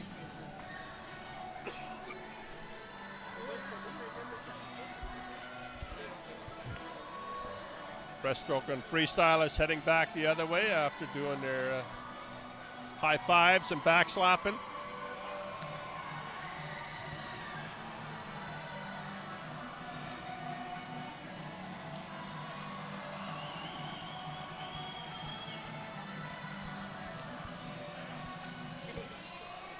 For Team Manitoba, we've got Addison Madden back, Elena Sissons in breast, Jayla Mendoza in butterfly, Kimberly Windsor in freestyle. Team Saskatchewan is going to be Rowan Peterson in backstroke, Sarah Bear in breaststroke, Jillian Kemmins in butterfly, and Piper Lieback in freestyle. Team BC has Chelsea Reuter in back, Phoebe Stevenson in breast, Kelana Cottrell in butterfly, and Layla Rella in freestyle. And finally, Team Alberta is going to be Elise Beyer in backstroke, Anna Curley in breaststroke, Britica Davis in butterfly, and Jane Kasowski in freestyle. And I think, John, my money would be on Team Manitoba to make up some grounds here in the standing. This is a tough team to beat.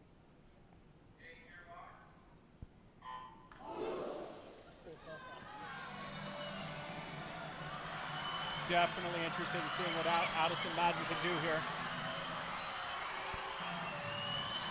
Addison Madden leading off the backstroke for Manitoba in the lead. She had a 31.0 to win the 50 backstroke individually. Best time of 30.65.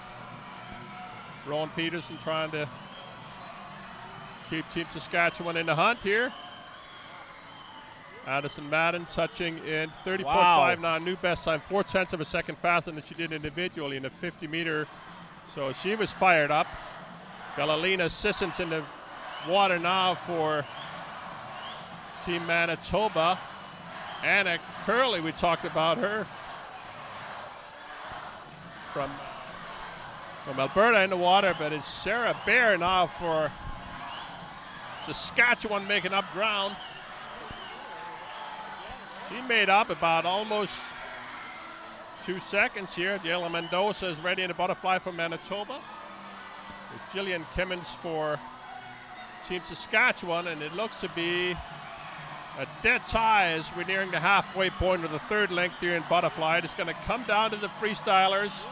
Jayla Mendoza trying to get in there and give her teammate a little bit of a lead. It's going to be Kimberly Windsor versus Piper Lieback here. And it looks like Kimberly Windsor is going to get a slight lead. No, not much. It is less than 0.2 of a second. Got her head down. She's going for it early. Oh, it is too close to call. We're honing in on the last 15 meters here. Just coming into the flag slide edge, maybe to Team Manitoba. It's going to come down to the finish. Yes! Oh. 2 minutes, 4 seconds, 0.40 for Team Manitoba. It is Team Manitoba. Kimberly Windsor hanging on with 2:04.40, out touching Team Saskatchewan by about 0.4 of a second here. Great team effort by Manitoba. Everybody pulling their weight there.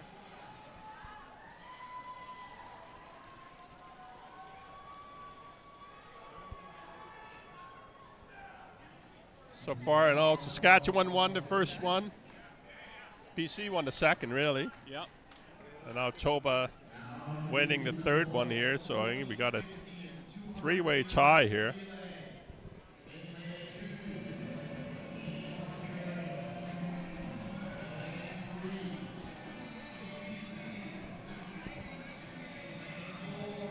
For good measure, and the boys 14-15 here, Team Ontario decided to put a team of their all-stars in.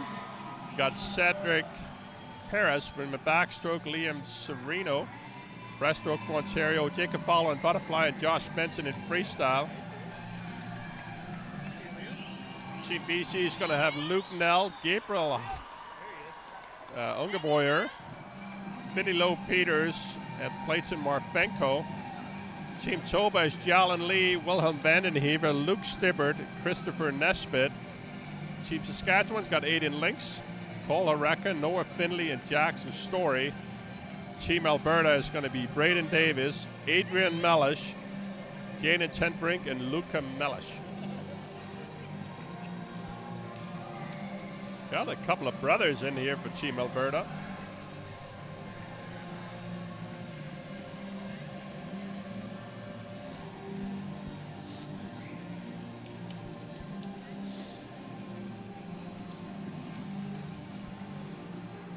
Looks like even the officials are getting into it here. A little friendly rivalry going on up on the 3-meter diving board. That could be bragging rights for officials too. Everybody seems to be enjoying this event. Nice to have some tunes for a change.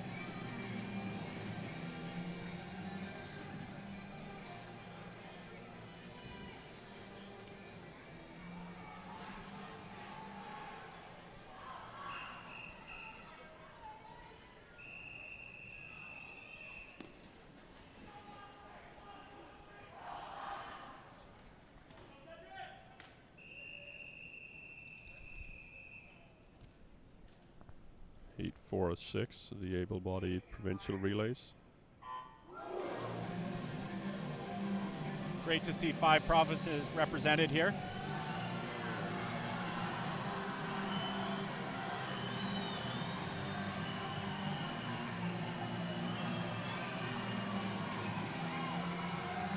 Team Ontario. Team BC out for the early lead. Team Saskatchewan with their edge here over Team Manitoba.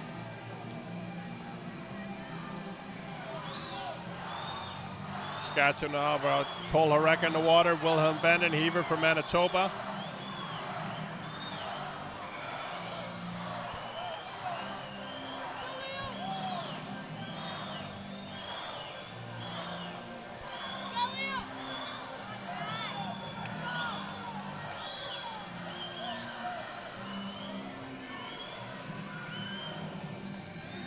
Ontario touching first, and a close tie for second between BC and Saskatchewan.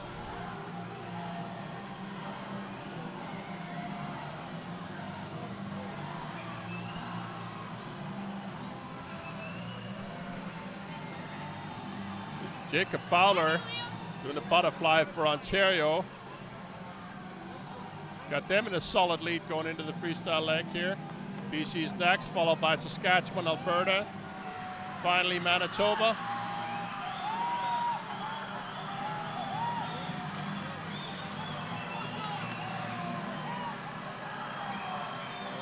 Oh, looks like BC is trying to reel in Ontario, and I think they're going to get there. This Jackson's, sorry, Clayton Marfenko from BC with a 24.07. So the win here goes to BC. Ontario in second. Saskatchewan in third. Team Toba in fourth. Finally Alberta in fifth.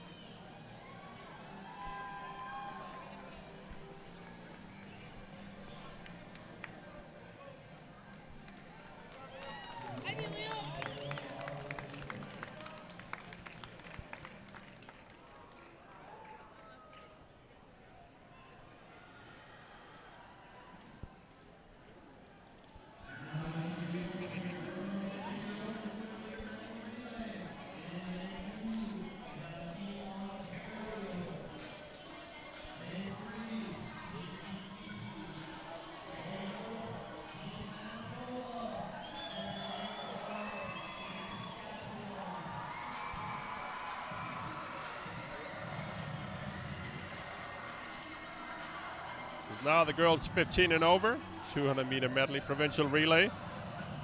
Team Ontario is going to have Bryn Scheffel, Isabel Wilson, Emma Jane Fowler, and Sophie Dubé. Team BC in lane number 3 is going to have Jamie Sprott, Avery Clan, Taylor McPherson, and Zoe Baines. Lane number 4 for Team Toba is going to be Ava Timpuk, Hallie West, Ariana Acquero, and Mia West. And in lane number 5 for Team Saskatchewan is going to be Kashi Taputat, Mattia Purdy, Isabel Magus, and Sophia Klewitter.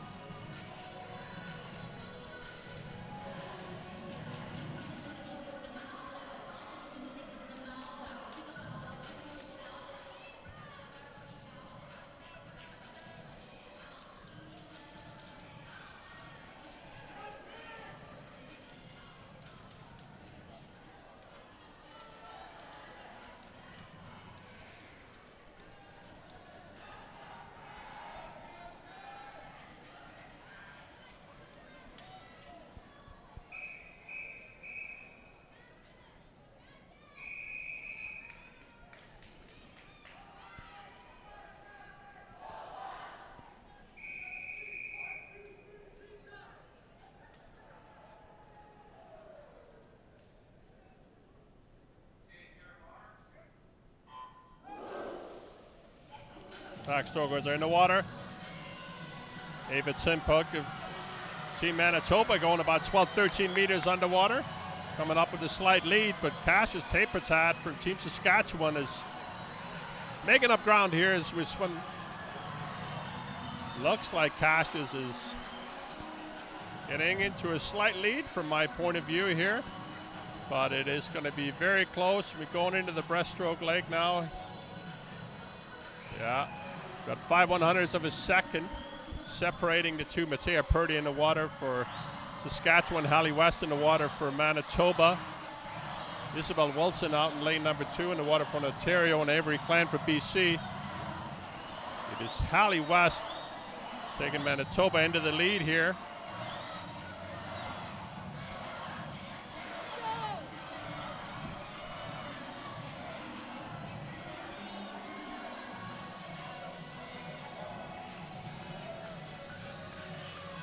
.92, 105.71. So Manitoba now in with about a 1.8 second lead.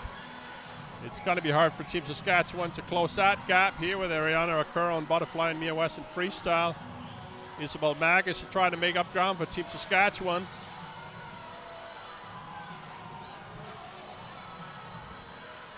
Looks like it's going to be too much to overcome here. Mia West now in the water. Sophia Klawita in the water for Team Saskatchewan. About a 2-second lead for Team Manitoba.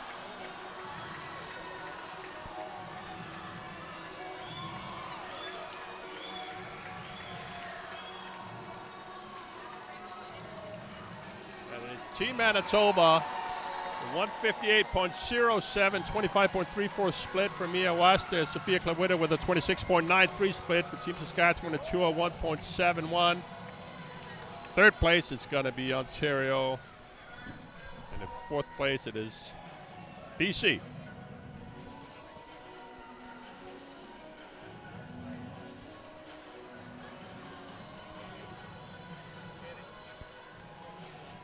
The strict battle of the prairies taking out Alberta and BC and Ontario. Like, what's the score? I think Manitoba. We might have to rewind and rewatch this and figure out. Exactly. Well, I guess all we got to ask is the Manitoba men here finish off strong and win this year and put it. Might be the tiebreaker here. Yeah. Enjoying it so much, I haven't paid attention. I know. Some great swims on the excitement. Got 4 teams again in here for the 16 and over boys. Team Ontario is going to be Mason Steedman, Zazio Master Mateo, Carter Scheffel, and Daniel Giardetti. Team BC is going to be Gabriel Gerbrandt, Cameron Patterson, Ethan Butt, and Gavin Dybert. Team Toba is going to be Rimso and Kachika, Ray Kostalik, Addie Bailey Ross, and Lucas Bewick. And Team Saskatchewan is going to be Soren Hansen, Galen Zhang, Declan Newton, and Matthew Brow.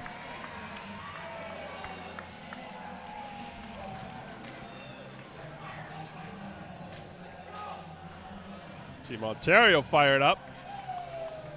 Again, they got 2 of them in the wrong end.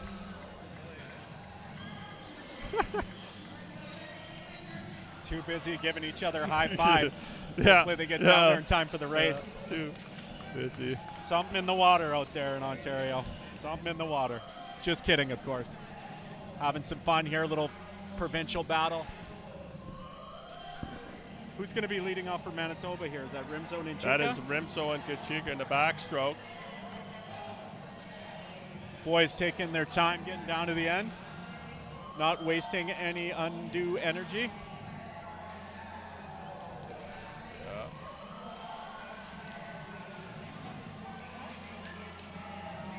Got some back slapping going on there. Yeah, Team Saskatchewan with a little bit of a strut here. It's going to leave a bit of a bruise for tomorrow. Got some confidence. I'm from the Barry Sanders School. Act like you've been there before. It's going to come down to this final relay of the event, of the championship here, and it's going to wrap up the season for most of these swimmers not going to Canada Games or short course nationals. Canadian short course nationals are, of course, in Sherbrooke, Quebec, in early August. But this is going to be the end for most of these young swimmers here, and they're going to leave it all in the pool.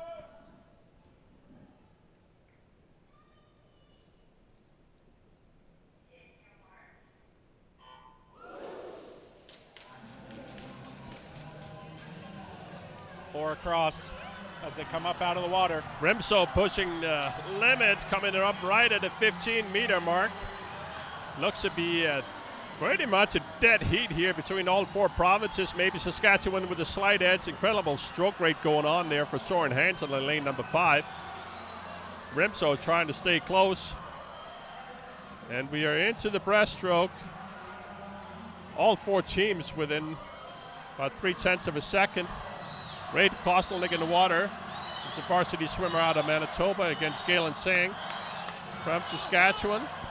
Tasio Mastro Mateo competed at trials here recently, made a junior final, I believe.